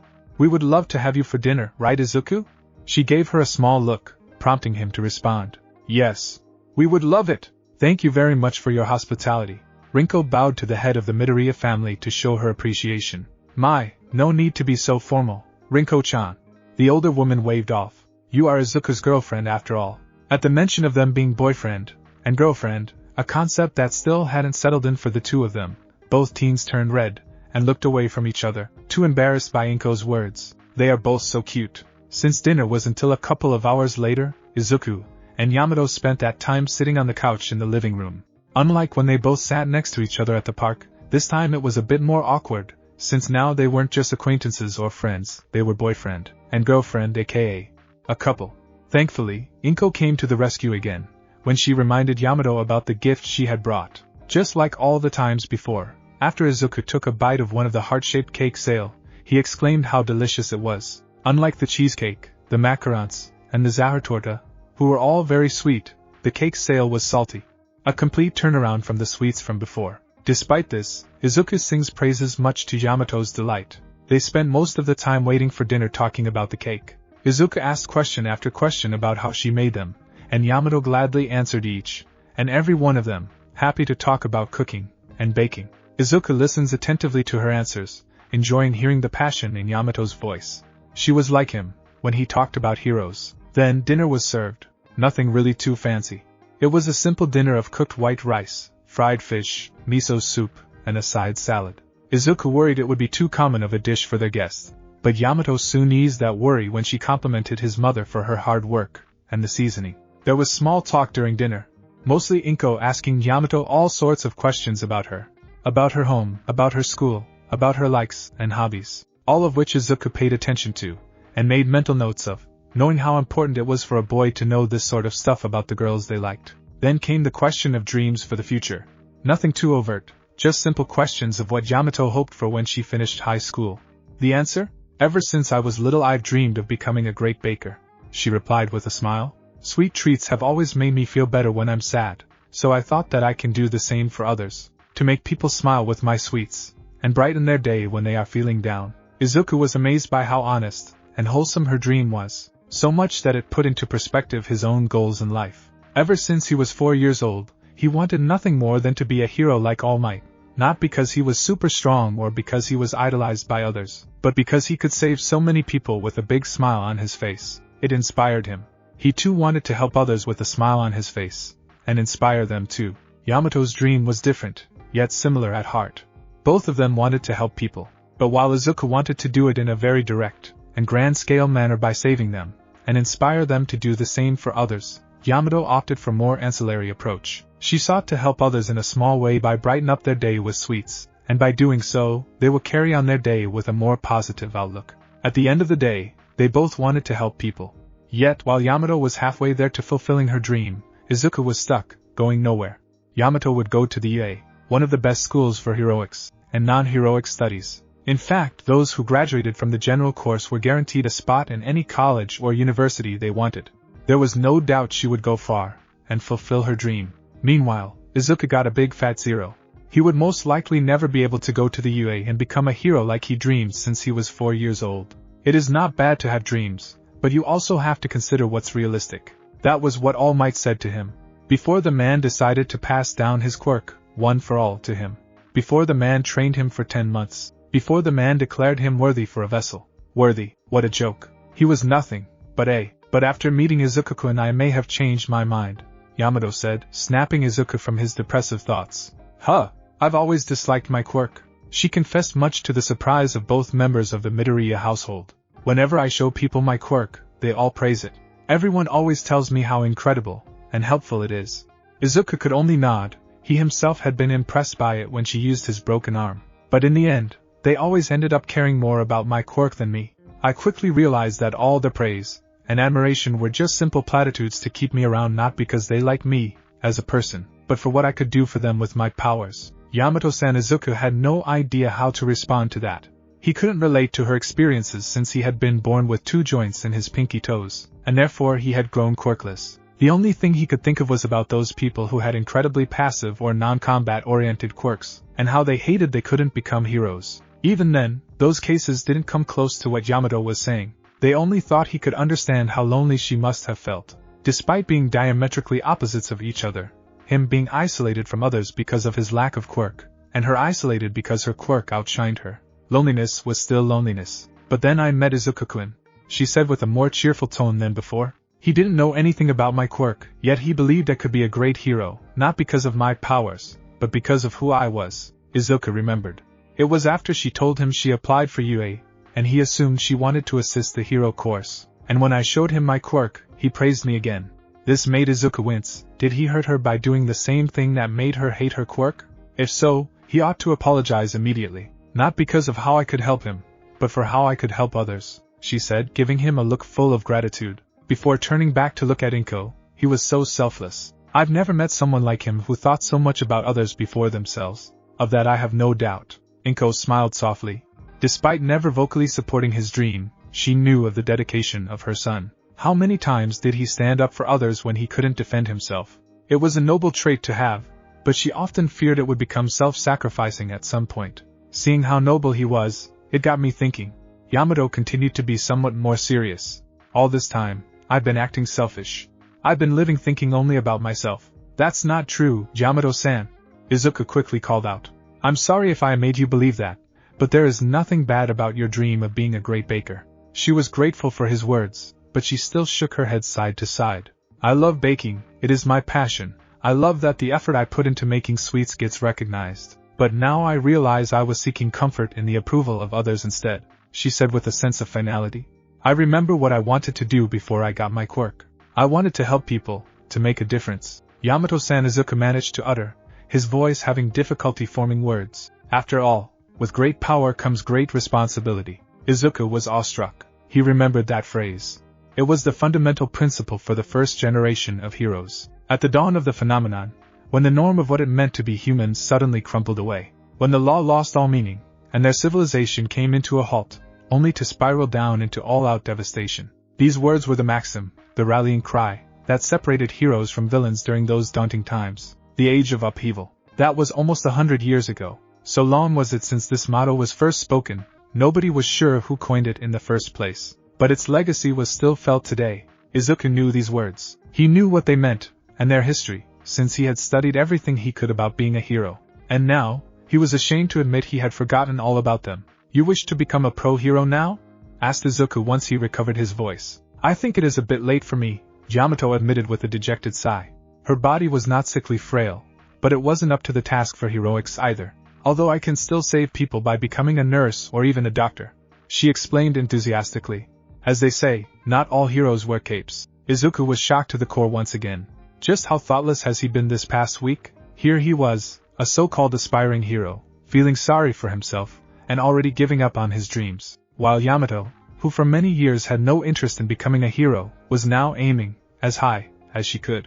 And the kicker was that it was him who inspired her. He had been so wrapped up with his own thoughts and failures that he had forgotten what his dream was. He wanted to be a hero. Just because he most likely failed the entrance exam for UA didn't mean he could no longer be one.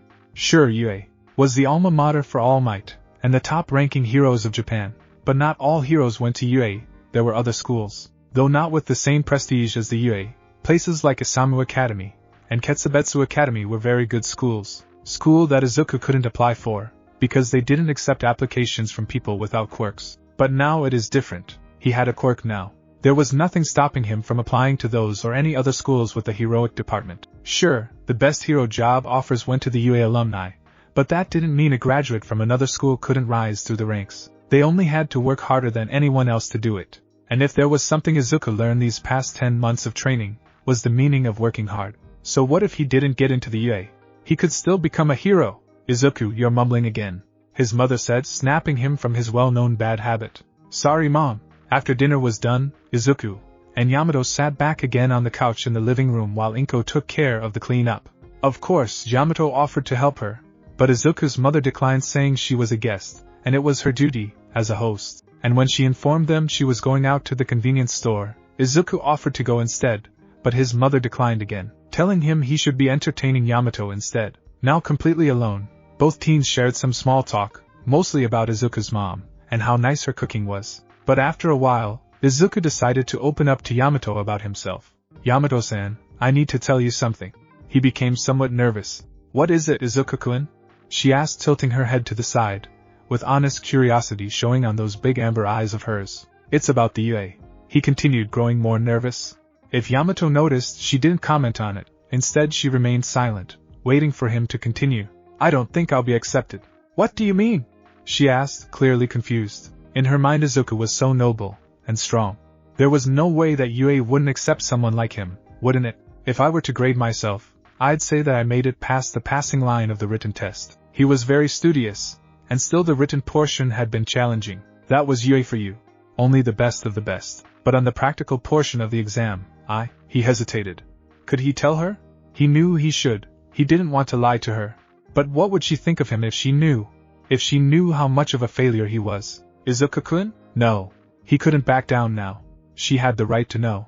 Even if she ended up hating him or disillusioned, she should know. I failed it, he confessed. Izuku proceeded to tell her everything. How nervous he was, how he froze at the first sight of a mock villain, how he wasted his time looking for a single villain to defeat. He also told her about the 0-point villain, and how after using his quirk on it, both his legs and right arm broke, and how he ended up failing to get a single point. After finishing his story, Izuku remained quiet, waiting for Yamato to process his words, hopeful that she wouldn't hate him for his shortcomings as a hero. Why?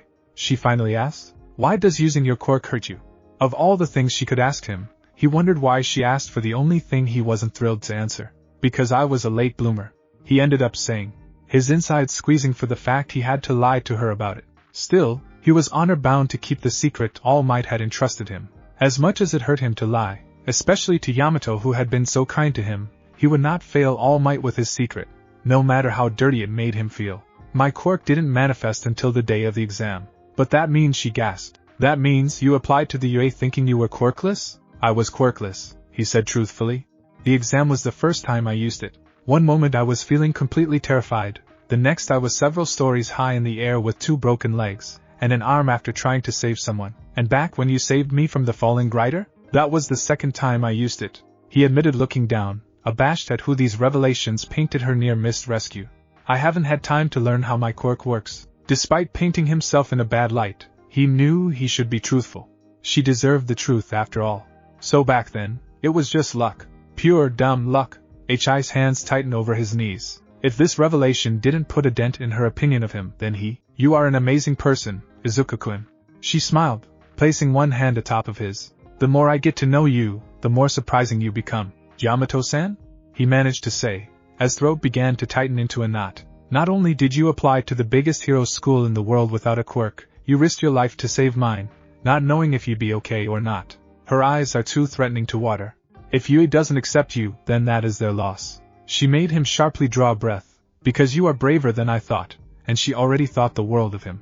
To me, you are already a great hero. That was the second time she called him a hero, and it was the second time he shed tears in front of her because of that. Izuku was not a fan of many of his personality quirks, but he hated how easily it was for him to lose it in front of Yamato.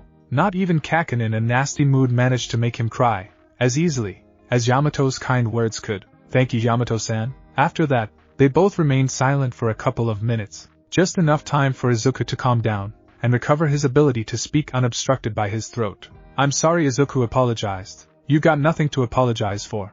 I do. He shook his head side to side. I know you were looking forward to us going to the same school. Doesn't matter, she assured him. We can still see each other after school. And we can call and text each other. She was sure they could make it work.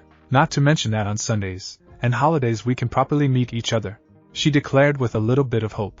Spring, summer, and winter breaks too, Izuku noted. Golden Week. There were ample opportunities for them to see each other. It would only require a bit of patience and a lot of dedication. And if Izuku knew one thing, was how to dedicate oneself to something he wanted. And Yamato was something he wanted in his life for as long as possible. Even if he would never get to be in the UA, that didn't mean that things wouldn't be fine. Finally, Izuku had no regrets. Is Izuku? Izuku! Called out his mother, rushing towards them from the hallway, with an envelope in her hand. It came!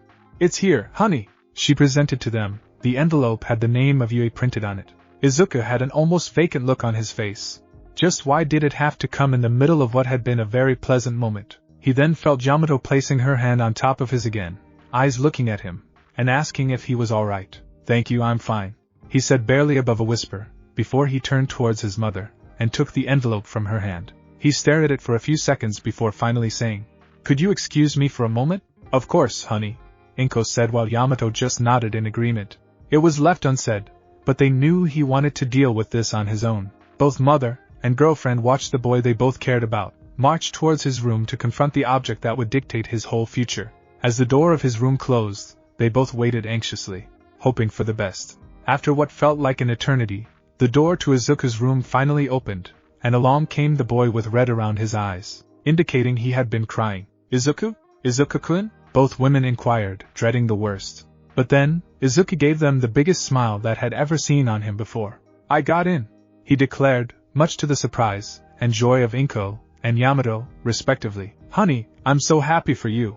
Rinko rushed towards her son and embraced him, tears of happiness falling from her eyes. Congratulations, Izuku-kun. She rejoiced with both members of the Midoriya family. She was happy that Izuku managed to get to his dream school, despite all of the hardships and grievances he confessed to. Not to mention the pleasant idea that they would be going to the same school together. I knew you could do it. Thank you, Yamato-san. Izuku felt blessed. Not only did he get accepted into the school of his dreams, he also managed to get himself a very kind and understanding girlfriend. Truly, this was one of the best days in his life. And it was all thanks to all the help he received along the way. Mom, All Might, Yamato-san, he would make them proud. A child fell into the river. Someone cried from up the bridge, looking down. The current is too fast, shouted another onlooker. Someone do something, a woman cried. Someone call AH. The last one was interrupted mid-sentence when a body jumped from the bridge all the way down to the river below, swimming towards the drowning child.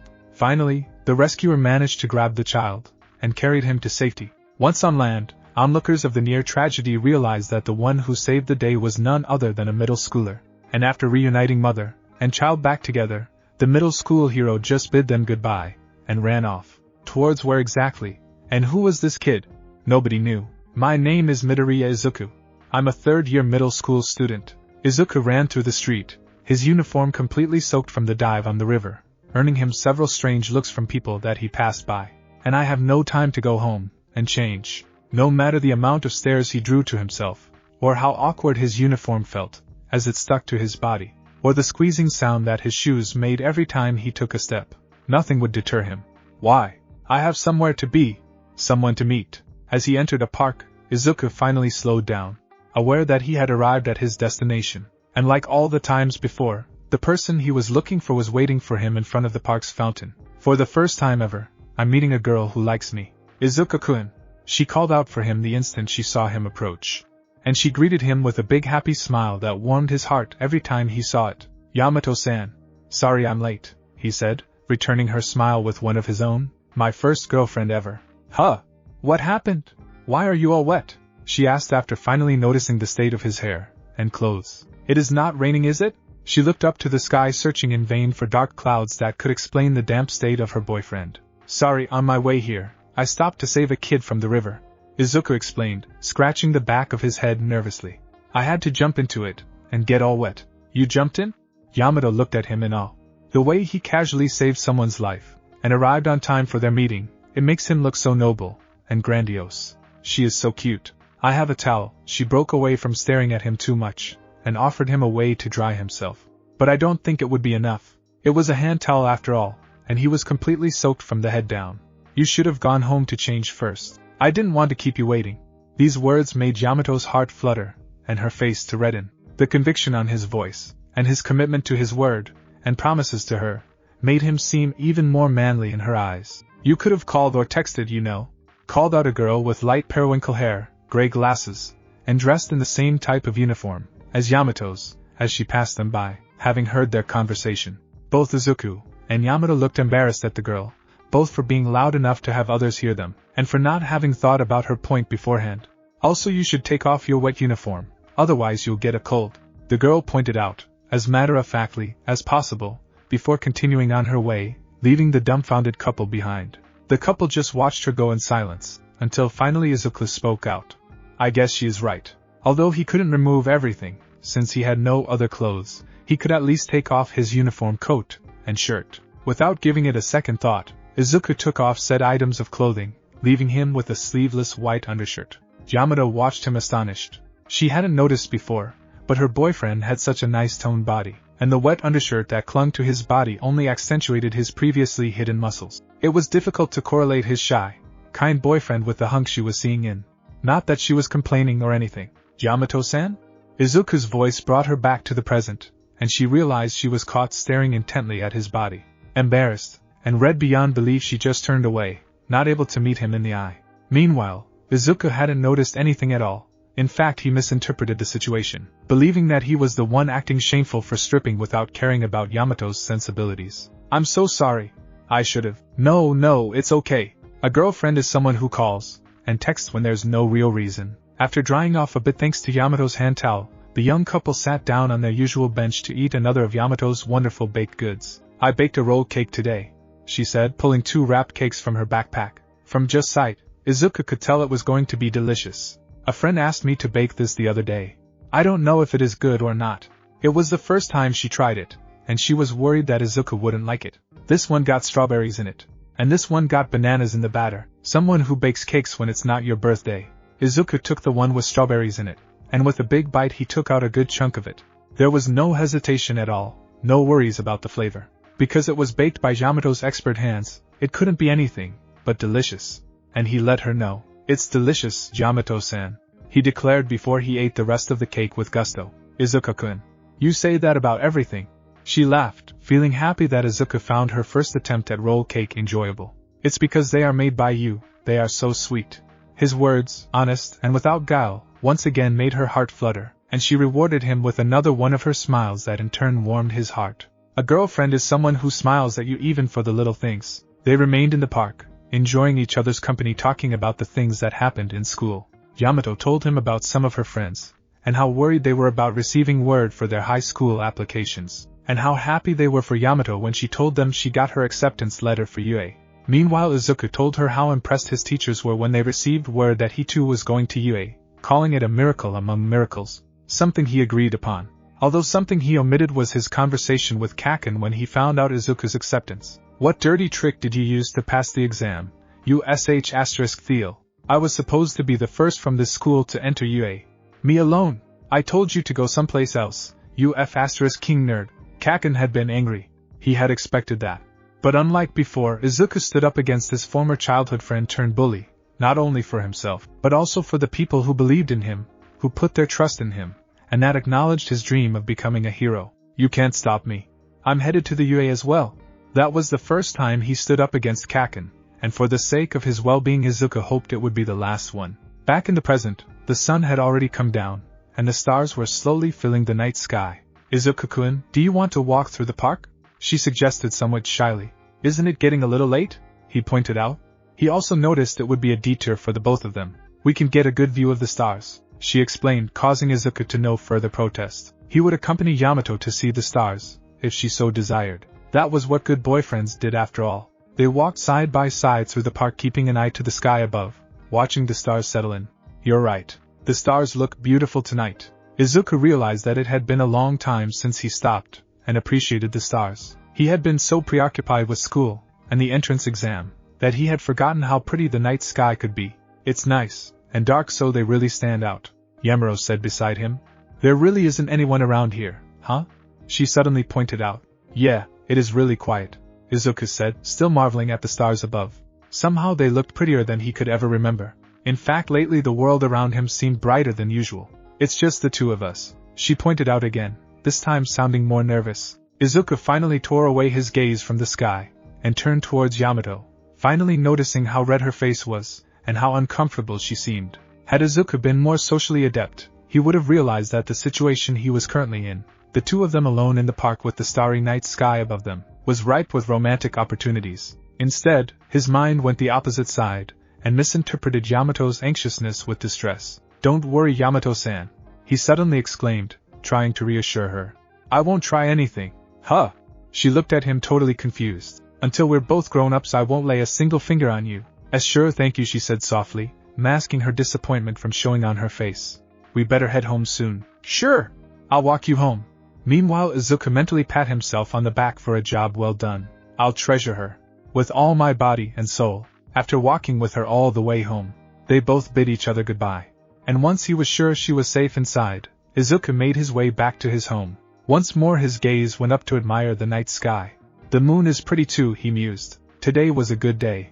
Beep beep asterisk asterisk beep asterisk. Startled for a second, Izuku searched his pocket and found his cell phone ringing and vibrating. It was an alarm to remind him of something. I forgot, he shouted once he remembered what the alarm was for. I forgot about All Might. With reckless abandon he ran towards where he was supposed to meet the number one hero, forgetting completely he could have taken the bus there. At Seaside Park 8:30 p.m. All Might, Izuku cried out once he made it to the meeting place. Who are you calling All Might? The number one hero, in his deflated form, admonished while spewing blood from his mouth. Did someone say All Might? Where? A couple who had been enjoying the beach now that it was mysteriously cleaned, overheard them. Quick, tell them you mistook me for someone else. All Might instructed so that his secret identity wouldn't be revealed. After Izuku did so, and the heat was off them, All Might finally could talk with the boy.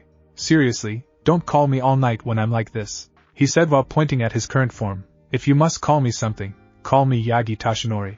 Is that some sort of code name? Izuku asked curiously, only to earn a flat look from All Might. That's my name. Seriously? Of course it's my name. He spewed some more blood. It was true he never disclosed his true name to the media, but Izuku's reaction was a little too much for him. Had he come to believe his actual name was All Might? Sorry. Anyway, congrats on passing. All Might, or better said, Yagi-san revealed to Izuku he hadn't been one of the judges that gave him his 60 rescue points that allowed him to pass the entrance exam, nor had he informed the faculty about the connection with one another. Knowing the boy was most likely to worry about passing because of preference or nepotism, still there were important things they had to talk about. I told the academy about my predicament, but I haven't breathed a word about it to anyone else, he informed his young pupil. I had them notify me on the chance they found me a suitable successor.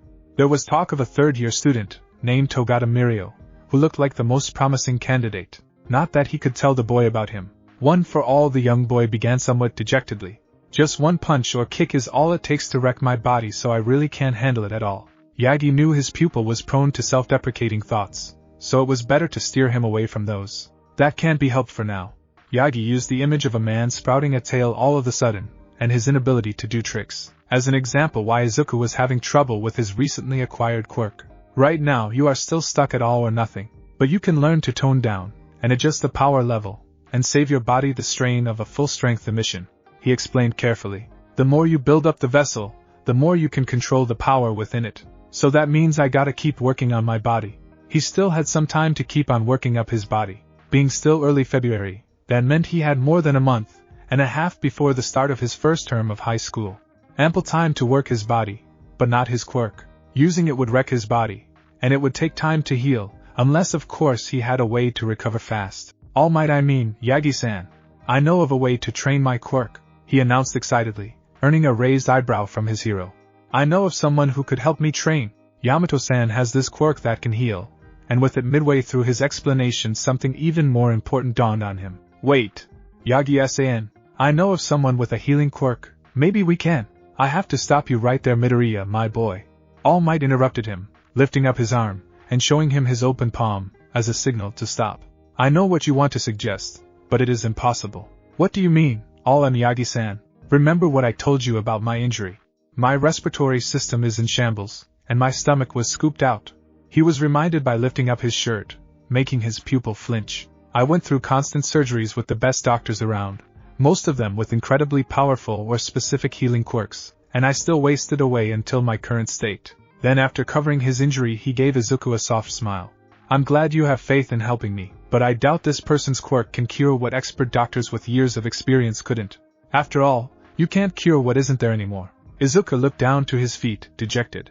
Of course it was foolish of him to think Yamato's quirk would be the answer to their problems. As useful as it was, ultimately it wouldn't work the way they wanted.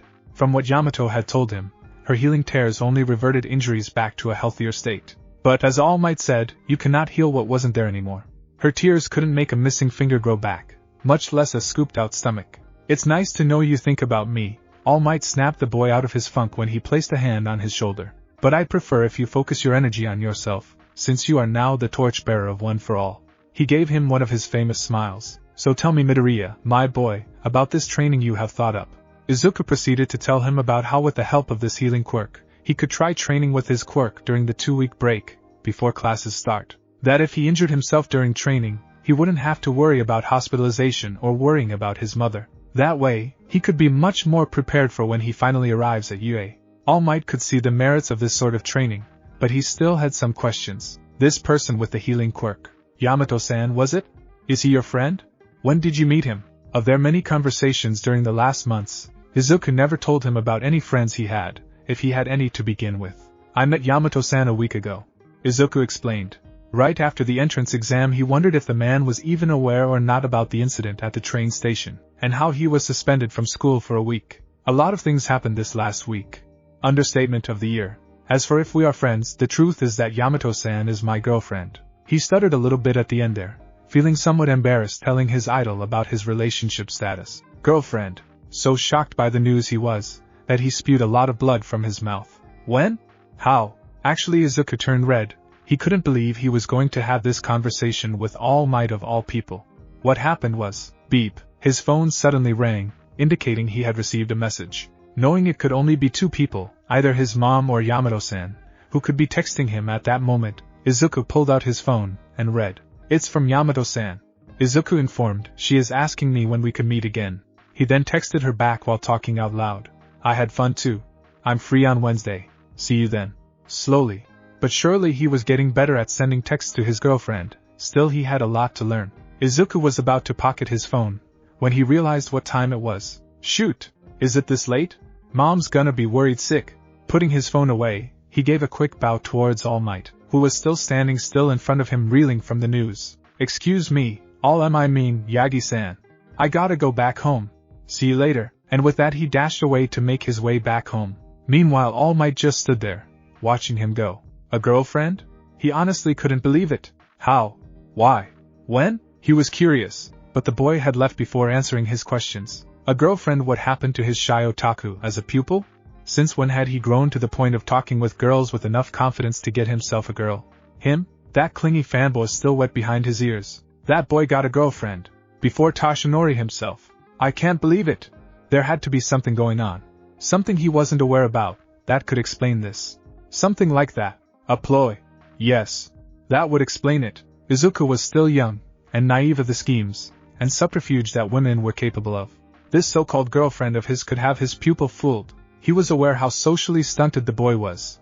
So much so that taking advantage of his wide-eyed nature was a piece of cake for a woman with less than noble intentions. She could be using his student as a bodyguard, or as means to make another man jealous. Or maybe she pretended to be his girlfriend, as a dare, and then she would break up with him in a humiliating manner. Such were the nefarious wiles of bad girls everywhere. Toshinori should know.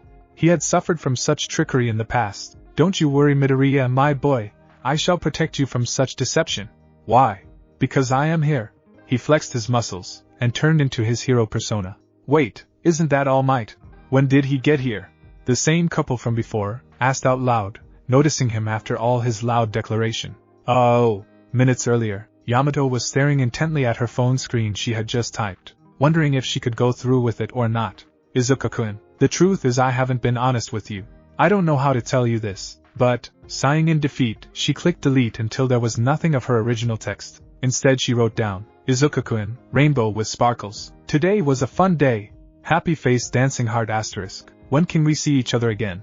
Musical notes. I'll bake cookies. Cookie emoji. In less than a minute of sending it, she received a reply from Izuku. I had fun too. Happy face. I'm free on Wednesday. Thumbs up. See you then. Yamato sighed sadly once more. She better go back mixing the batter for those cookies she promised him. Yagi Toshinori was a man on a mission. Not like his usual ones where he would assume his power-up form and chase after villains, as All Might. No, this time, he was going as himself. He was going incognito, in an attempt to save his number one pupil from the clutches of a nefarious woman bent on taking advantage of the poor, naive boy. Why else would a girl be the girlfriend of an obsessive fanboy like his boy Midoriya? As much as he admired the boy's work ethic and dedication to become a hero, he knew Midoriya was socially stunted. While his profound desire to help others was commendable, his trusting nature made it easy for other people to take advantage of him. Honestly, that boy was as gullible and wide-eyed as a baby red panda. That's where Toshinori came in. As his mentor, it was his duty to look after the boy and protect him from the evils of the world until he was ready to face them on his own. And one of the worst evils in the world were those who meddled and abused the matters of the heart. Oh, Toshinori knew. He knew them so well. He too had fallen victim to nefarious vixens and hellish she-devils. Never had villains, excluding All for One, ever caused him any damage that compared to the hurt those shrews inflicted to his heart when he was a young man. Toshinori would be damned if he let his number one pupil suffer the same as he did. Don't you worry, Midoriya, my boy. Why? Because I am here for you. Now, after some extensive investigative work, and by that he meant casually asking Izuku about it, Toshinori found out his student was meeting with his so-called girlfriend in Yavin Park around 3 p.m. after classes were over. With this information, Toshinori would be able to scout and do some recon on the girl, and see if he could use his extensive experience as a hero to catch any signs of foul play from her. But which girl was it? That one? He focused on a young girl with light periwinkle hair that swept out at the ends that was leaning against a pillar under a roofed area. She was wearing dark gray glasses over light gray eyes, intently reading a book in her hands. Or that one? He turned to look at a blonde girl that did her hair in messy styled buns on either side of her head. She was sitting at one of the park benches with a creepy look on her face. What about that one? He looked at a petite girl with long and fluffy strawberry blonde hair that had big, expressive amber eyes, waiting near the fountain. No, she can't be the one. She's too cute. Oh, Izuku-kun. Over here. The girl Toshinori just dismissed, called, and waved towards Izuku who had just arrived to meet her. Seriously. The undercover hero was aghast, so much he couldn't help but spew blood. No way. Quickly getting over his surprise, he knew it was the time for a different tactic. Sorry to keep you waiting. Izuku apologized, as he neared the fountain where Yamato was by. No, I haven't been waiting at all. Midoriya, my boy. How are you? Toshinori butted in, also greeting the boy, as he approached them. Yagi-san. Izuku was startled for a second, but quickly got over it. It's good to see you. Because of his utmost trust in the man, he thought nothing of the reason why they would run into each other in such a manner. It's been a while. Not really, just since Monday, but nobody was gonna argue about it. Is this the girl you've been telling me about? He asked, looking at the young girl standing next to Izuku. Now that he was up close, he realized just how tiny she was. Of course, him being as tall as he was, 220 centimeters, 7 feet 2.5 inches tall, he towered over most people. His own pupil, who was 166 centimeters, 5 foot 5.25 tall, wasn't near tall enough to reach up to his shoulder blades, and he was a head taller than his girlfriend, who was 145 centimeters, 4 feet 9 inches, tall. With the size differences of the three of them, they made quite the picture. Yes, she is. Yagi-san, this is Yamato-san, my girlfriend. Both teens blushed at the introduction, Toshinori noting that they were still shy around one another. Yamato-san, this is Yagi-san, he is in his haste to present them to each other. Izuku forgot he had no idea how to explain his relationship with Yagi without revealing anything that pertained to him being All Might. Thankfully, Toshinori came to the rescue. I'm his coach, he said naturally, like a seasoned actor. Yes. My coach. That's right. Of course Izuku was the exact opposite. He's helped me train for months in preparation for the UA entrance exam. Still, it had managed to convince Yamato that this was the case. Besides, it wasn't like they were lying, they were just omitting certain details. Yamato in turn, just looked at the giant of a man with awe, not because of his height, though it made a potent impression, but because it was clear that Izuku had great esteem for the man. Nice to meet you, my name is Yamato Rinko. She bowed her head in respect. Thank you for taking care of Izuku-kun for so long. You're welcome. Perplexed by the girl's sudden formality for just a moment, Toshinori returned back the bow, as it was proper. My name is Yagi Toshinori. It is nice to meet you too. Please take care of my pupil, as well. Meanwhile, Izuku just smiled, happy that two of the most important people in his life had met without a hitch, hoping that everyone would get along just fine. When young Midoriya told me he got himself a girlfriend, I couldn't believe it, Toshinori confessed, secretly gauging the girl's responses. So tell me, young Yamato, what do you like about my young pupil? Huh? Yamato was caught off guard. She hadn't expected that sort of question directed at her.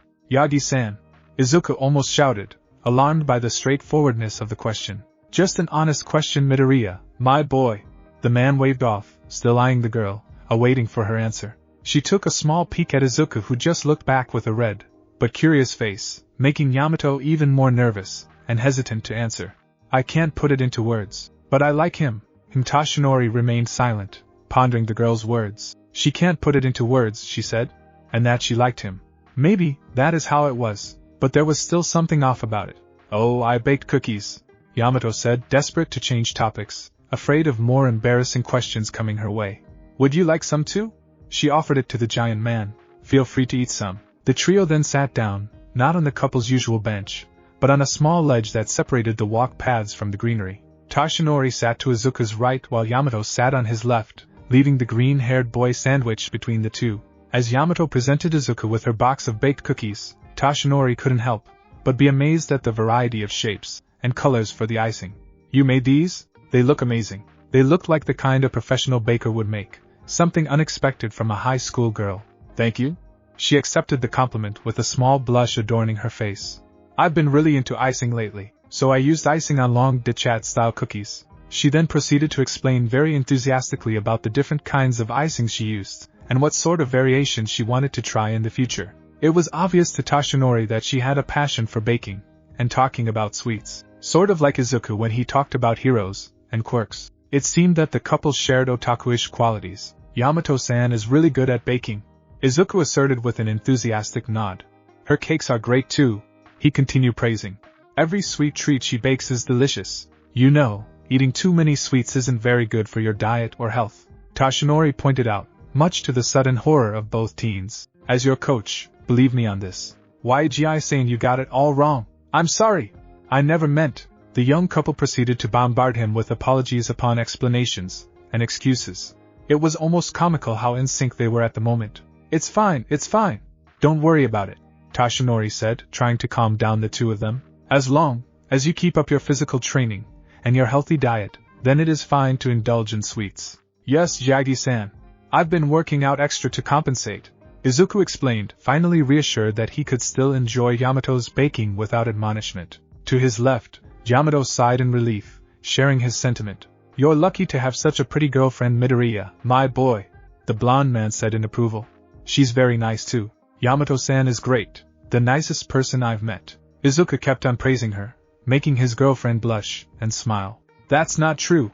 She tried to wave off, too embarrassed with all the eulogies sent towards her. I'm not that great. No need to be modest, Yamato-san, the boy insisted. It was clear he was smitten with her. You are a good person. After hearing his words of praise, she just smiled and nodded, silently accepting them. Still, Toshinori had this gut feeling there was something off about her. Not very apparent, just a look in her eyes told him there was something left unsaid. So far, he hadn't gotten anything concrete, just mere speculation. So further prying was in order. But first, a cookie. Since they look so nice, it would be a shame to not taste at least one. Taking one with pink icing, Tashinori was ready to eat. Itadakimasu, he said before taking a bite of the nice-looking cookie. It was a shame it didn't taste as sweet as it looked. As so salty. He had taken just one bite out of it, and he felt in need of some water. Before anyone could tell him no, Izuku also took a bite from a cookie. To confirm if what All Might had said was true or not. It really is salty. Huh? Yamato was stunned by the critique. Why would her cookies taste salty, she wondered.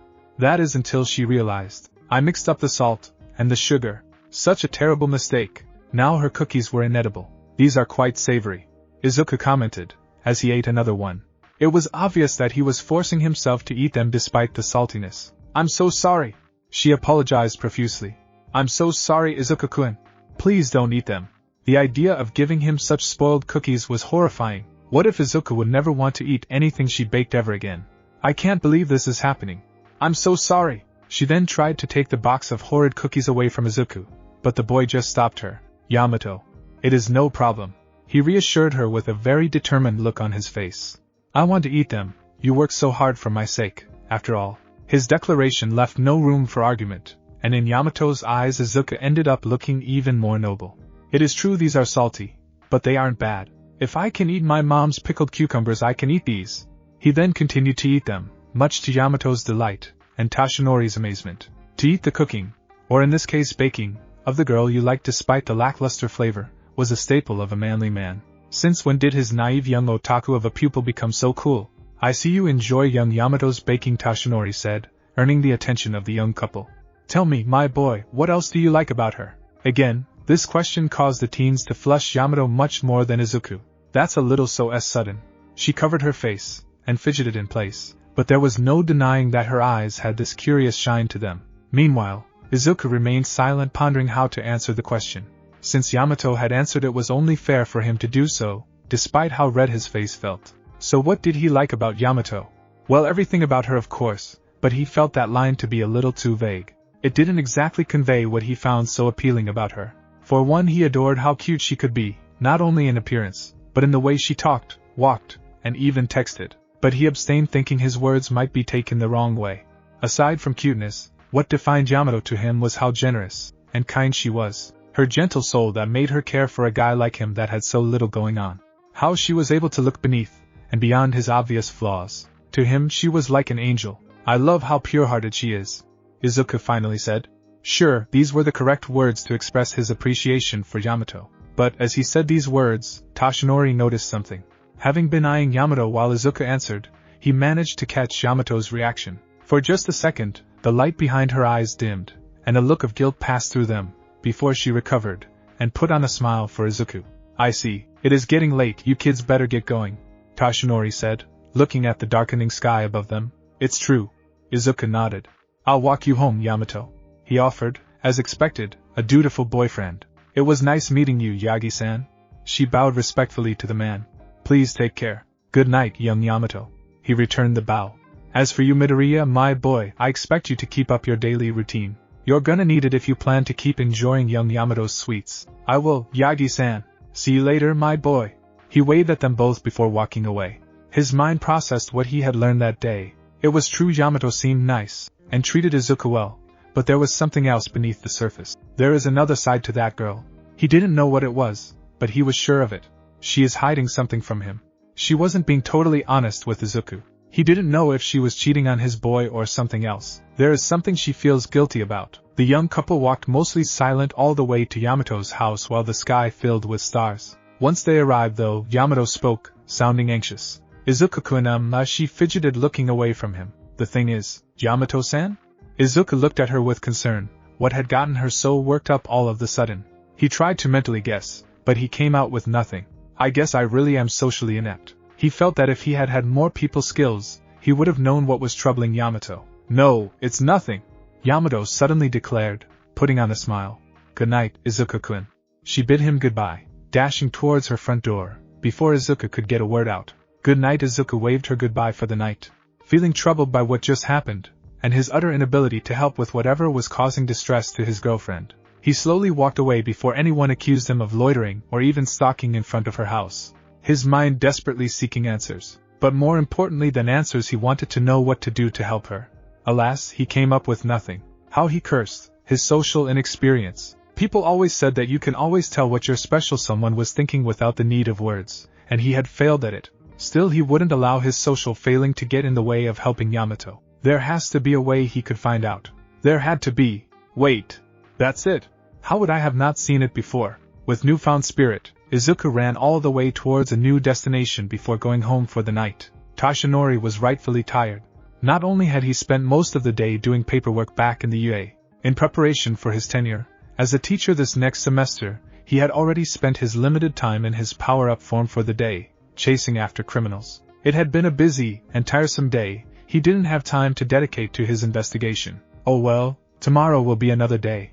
For the rest of this day, he would just relax, catch up on the news, and maybe eat some deluxe bento from the convenience store. Speaking of which, that's where he was headed.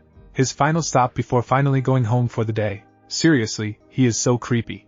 A girlish voice said, and Tashinori assumed they were talking about him. He was accustomed to people being put off by his tall, lanky appearance and skeletal face. But surprisingly enough, the voice wasn't talking about him for once. Instead, Tashinori noticed two girls standing outside the shop, taking pictures through the window. This is seriously scary, she said, amused. So hilarious, committed her friend, before the two of them moved on giggling at whatever they had seen inside the store. Now Tashinori was a curious person, and as a hero, it was in his job description to pry and meddle where it wasn't his business. Still, he wasn't one to snoop around after little girls' chit-chat. But since whatever they were talking about was inside the store he was gonna shop at, there was no harm in looking. As he neared the window, he took a peek to find whatever is it that the girls were making fun of, and what he found inside left the hero aghast. Standing right there at the magazine rack was none other than his disciple Midoriya, engrossed in reading a magazine. Oh, but it wasn't any magazine. No, it was a teen girl magazine. You know the ones? Those magazines that pander to the female demographic through articles about celebrity gossip, fashion trends, hairstyles, tips about dating, horoscopes, and cute boys. A male reading one of those magazines on the open was bad enough, but adding Izuku's otaku-ish appearance, and his incessant muttering, and it really painted a creepy picture for any onlookers. Midoriya, my boy, what are you doing? Tashinori quickly stepped in after entering the store. Oh, all I mean, Yagi-san. Izuku stopped his eerie mutterings to look at the man. What are you doing here? Buying dinner, answered flatly, before focusing back on the issue at hand, or better said the magazine issue in Izuku's hands. Again, what are you doing? Oh, I'm learning about how girls think. Reading has always been an efficient way to learn about something you didn't know, and what better teaching material than the books, or in this case, magazines, that girls like to read.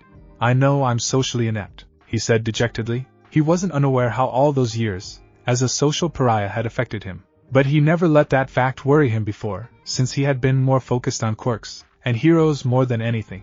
But now that he had a girlfriend, he realized how bad it was for him to have neglected that aspect of his life. I have trouble reading people, especially girls. In fact, for many years, the only female he had ever directed more than a single sentence was his own mother. It took Yamato-san screaming that she liked me for me to realize the same. If she doesn't tell me things straight, I'll never have a clue, he confessed, somewhat ashamed. Last night, I noticed she was upset about something, but I have no idea what could have happened. If only she told me what's wrong, I would be able to help her. Tashinori looked at the boy with small awe, surprised by his dedication towards young Yamato. It was obvious he cared a whole lot more than a simple crush. It wasn't a simple infatuation, he was in love with the girl. That is why Tashinori worried about the boy. If he got his heart crushed, then it would tear him apart worse than one for all would to an unworthy vessel. Maybe it is something she can't tell you. The blonde man offered his 2 cents. Maybe it is something she cannot tell her boyfriend. He dreaded telling the boy the next part, but he had to warn him. At least a heads up to open his mind at the worst case scenario, and soften the blow when it came. Like she is lying to you, or that she is falling for someone else. Tashinori watched, as his pupils shivered in place, the mere mention of these possibilities shaking him to the core, terrifying him. But after a mere 12 seconds he stopped, and he had not a pessimistic look on his face, but a determined one. Doesn't matter, Izuku finally said. It will be fine. It is more important to me that Yamato is upset about it. He took a deep sigh. If it is, as you say, it would hurt me. but I think it would hurt more knowing I am the one causing her pain. Midoriya Tashinori was astonished, never expecting such a grown-up and mature response from the boy. I'm so sorry. What for? The greenhead asked, puzzled by his mentor's sudden apology. It seems I've been underestimating you, my boy. He placed one of his hands on the boy's shoulder. I didn't realize exactly how much you have grown these past months. His growth was beyond the hero's expectations. I'm proud of you. Yagi-san Izuku had no idea what prompted this, but he was overjoyed receiving such nice words from his idol. Come, I'll walk you home, the man offered, as he guided the boy's hand to leave the magazine back to where it belonged. But I haven't finished studying. Izuku wanted to protest, but the man just waved it off. You don't need those magazines. Why?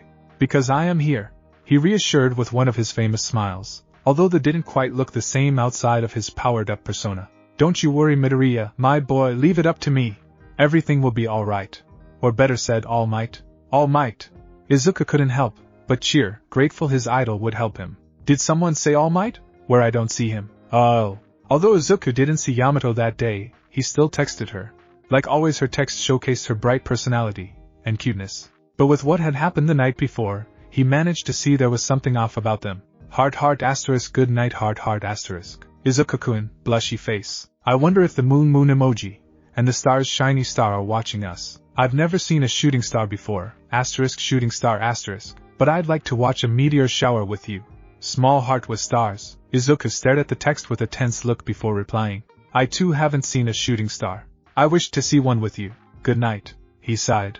After reading those girly magazines, he hadn't come close to getting a clue about what was bothering Yamato. Yamato-san, did their relationship strain her?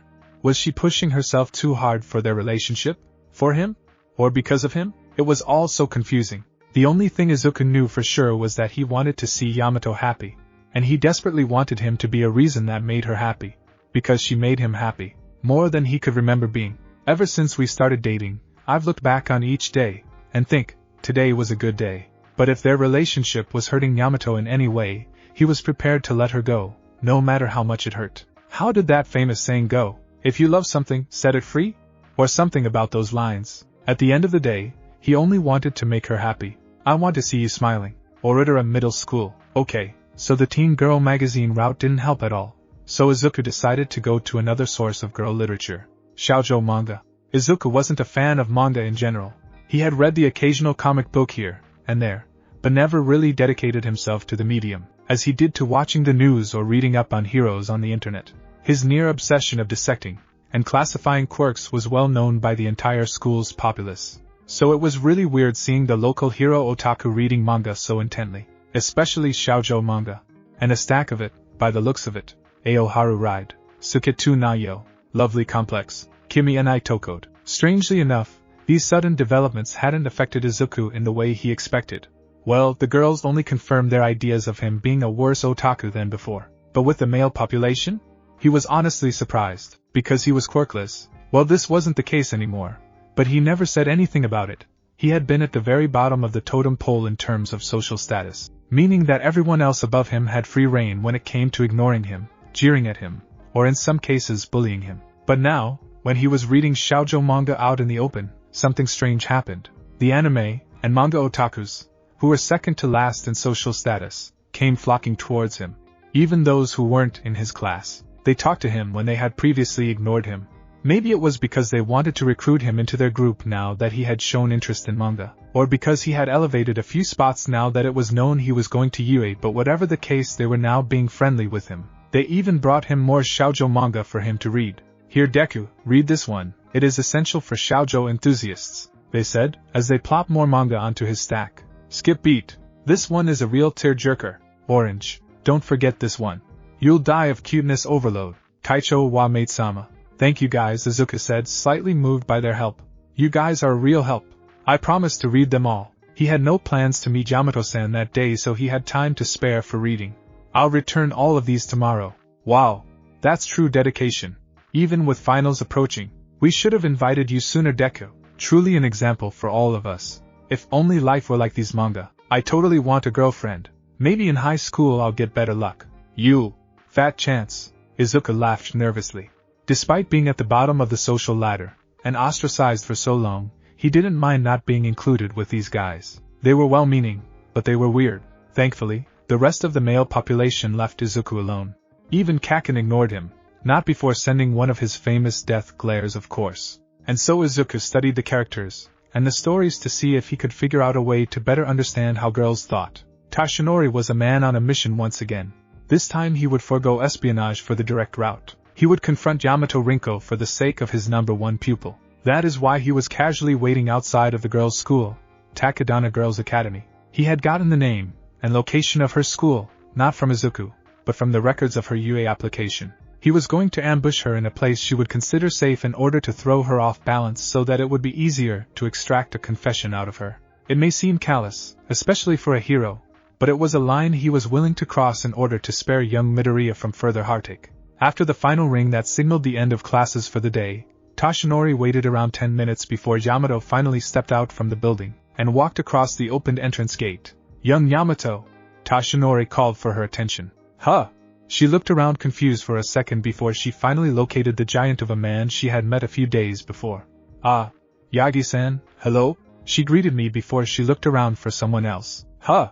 Where's Izuku-kun?" "He is not coming," he said, as serene as possible, as to not startle or scare off the girl.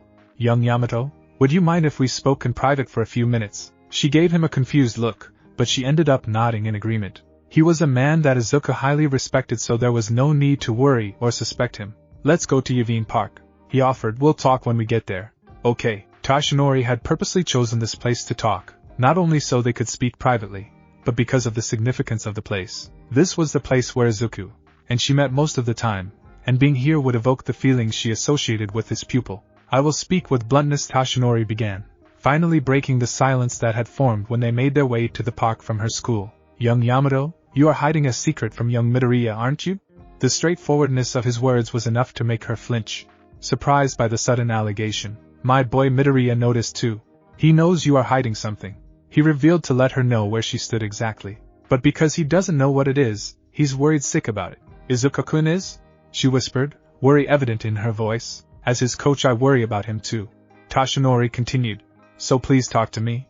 If it is something you can't talk about with him, then tell me instead," he insisted. "I won't tell young Midoriya, but please tell me about it so I know how to help him." After hearing his argument, Yamato's eyes started to moisten.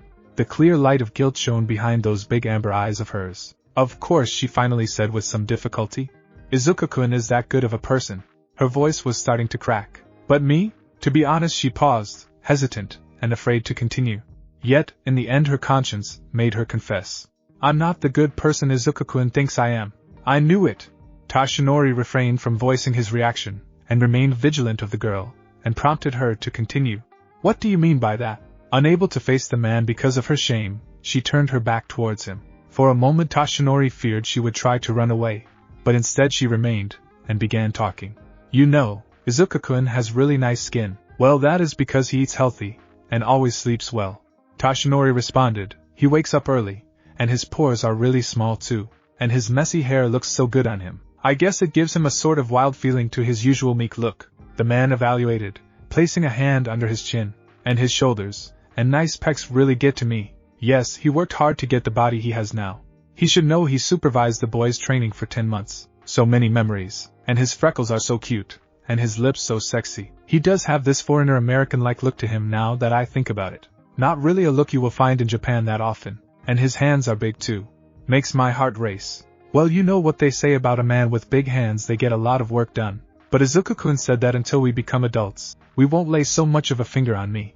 She started to cry, and that's when Tashinori snapped back to the present. "He seems to think that I'm a really pure girl, but that's wrong." "Oh, just what was this girl implying? Did she already? Being so young too. In truth, You don't mean?" He really hadn't expected this was how the conversation was gonna proceed. "I really want to hold hands with Izuku-kun." She confessed her deepest desire, and greatest shame. "I want to cuddle too." "Huh!" Much to Tashinori's incredulity. "When I'm with him, I have these impure thoughts," she cried, tears flowing down her red cheeks down to the floor. "But how can I tell him that? If I do, he'll stop liking me." She buried her face into her hands. "He'll be disgusted with me." Tashinori remained quiet, watching her pour her heart out. "It is more important to me that Yamato is upset about it." He remembered what his pupil said the day before. "What are you talking about, young Yamato?" Tashinori finally spoke, making the girl stop to turn and look at him. Young Midoriya isn't that fragile. Even if he, himself, had forgotten so until recently, he wouldn't be disgusted or even stop liking you for something like that, he said with 100% certainty. He is the kind of person who'll try to accept you head-on, no matter what.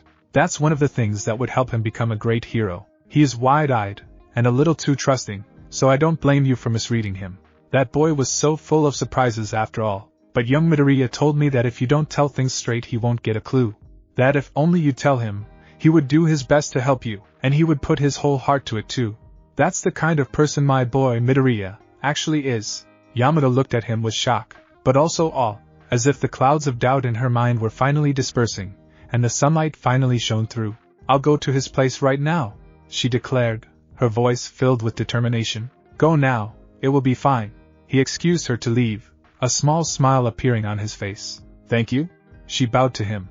You are a good person, and with that she started to run away. Tashinori watched her go with a proud look, that is until she tripped, and fell face first to the floor. Undeterred she picked herself up, dusted her skirt, and ran again, with a little more caution this time. She's a pretty nice girl, isn't she?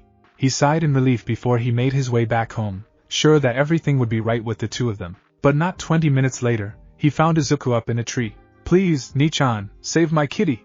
A little girl cheered for his young pupil, as he tried to grab a cat that was stuck on a branch. Unfortunately, every time he reached for it, the cat would just swipe at him.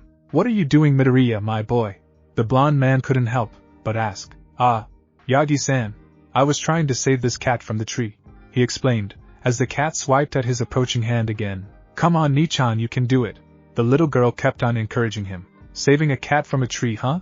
Aside from helping an old lady cross the street, this was one of the most cliché Boy Scout-like acts of heroism a comic book hero of the old age would do.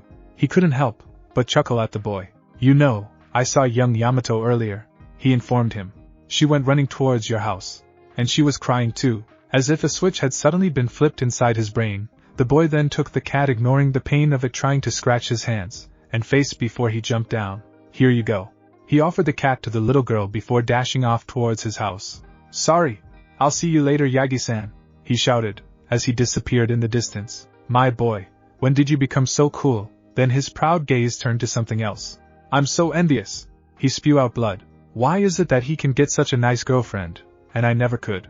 The injustice almost made him tear up. When would it be my turn to find love? A thing was for sure, when it came to love, the student had surpassed the master. I'd become a fast runner. Even though I was never the athletic kind of guy, Izuku kept on running, never slowing down for anything, expertly dodging the people that appeared in his path. I have endurance too. Izuku decided to take a shortcut by running through the shopping district. Thankfully there weren't many people that could slow him down. I'm glad I've become a runner, that I'm able to run for a long time. He continued with his running pace, thanks to him knowing how to properly breathe during intense workouts to avoid fatigue. All thanks to All Might, and his training. It is because of him I can reach Yamato in time. Izuku made a sharp turn, exiting the shopping district, cutting the distance to travel to his house where Yamato was. Yamato.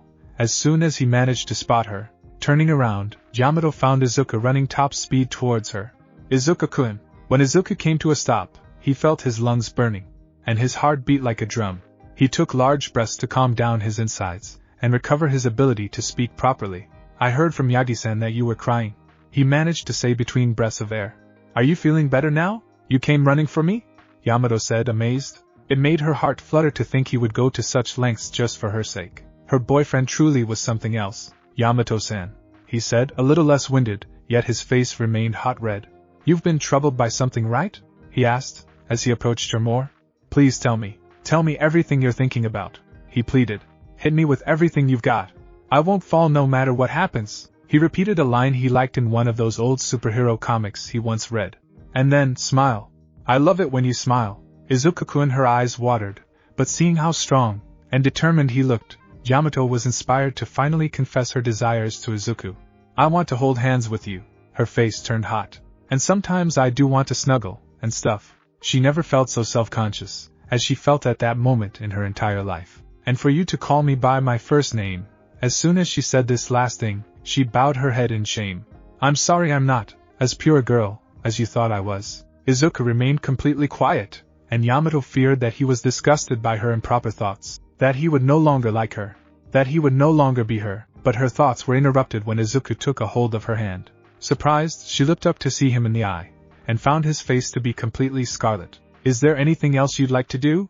he said between stutters. Despite his shy nature, he was willing to get out of comfort zone to try and make her happy.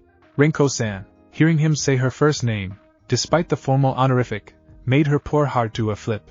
She could barely believe this was happening. "Maybe I'd like to walk with you like this for a while." She indicated towards their linked hands. She wanted to remain like this for as long as possible. As sure.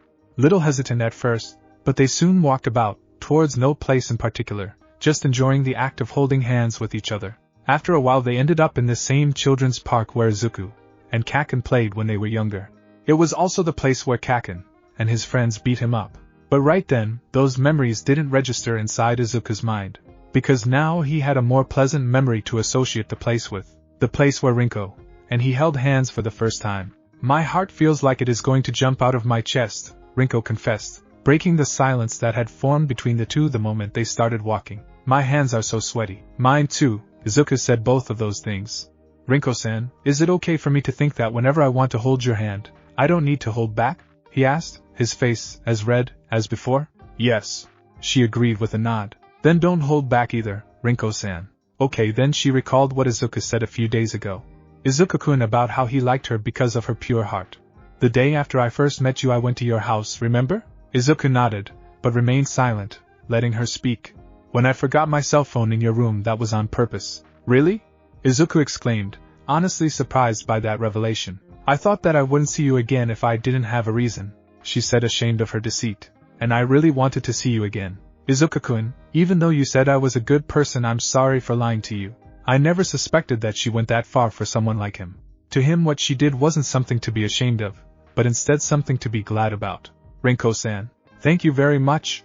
If it wasn't for her, he wouldn't be as happy as he was at that moment." I'm happy too." She started to cry. "I was afraid if I told you the truth you'd hate me for it. I'm so glad I can't help but cry." But these were not sad tears, but ones of happiness. "I don't think I could ever hate you, Rinko-san." He searched inside one of his pockets, and took out a handkerchief to offer it to her. "So please, whatever is in your mind, tell me, and I'll always be there for you." "Really?" "For sure." Later that night, Izuku returned home after walking Yamato back home. He received a text from her. "Flower Izuku-kun **, flower **. I saw a shooting star. Shooting star emoji. My first one ever. Musical note heart **, double stars **. I was thinking of you at the time, blushing face. So, I wish that we could be together forever. Heart made of red string." By then, the star had already gone. "Do you think it heard my wish?" Izuku stared down at his phone, reading and rereading the message with a fierce blush on his face. "Yes, I think it heard you. Don't you worry, Yamato." Izuku sighed in relief after grilling for minutes about how to answer her. "I'll become a man you can rely on. So tomorrow, and the days after, you can keep on smiling." Thanks for watching my video, and make sure to check out the author of this fanfic. Link is in the description. See you next time. Till then, sayonara.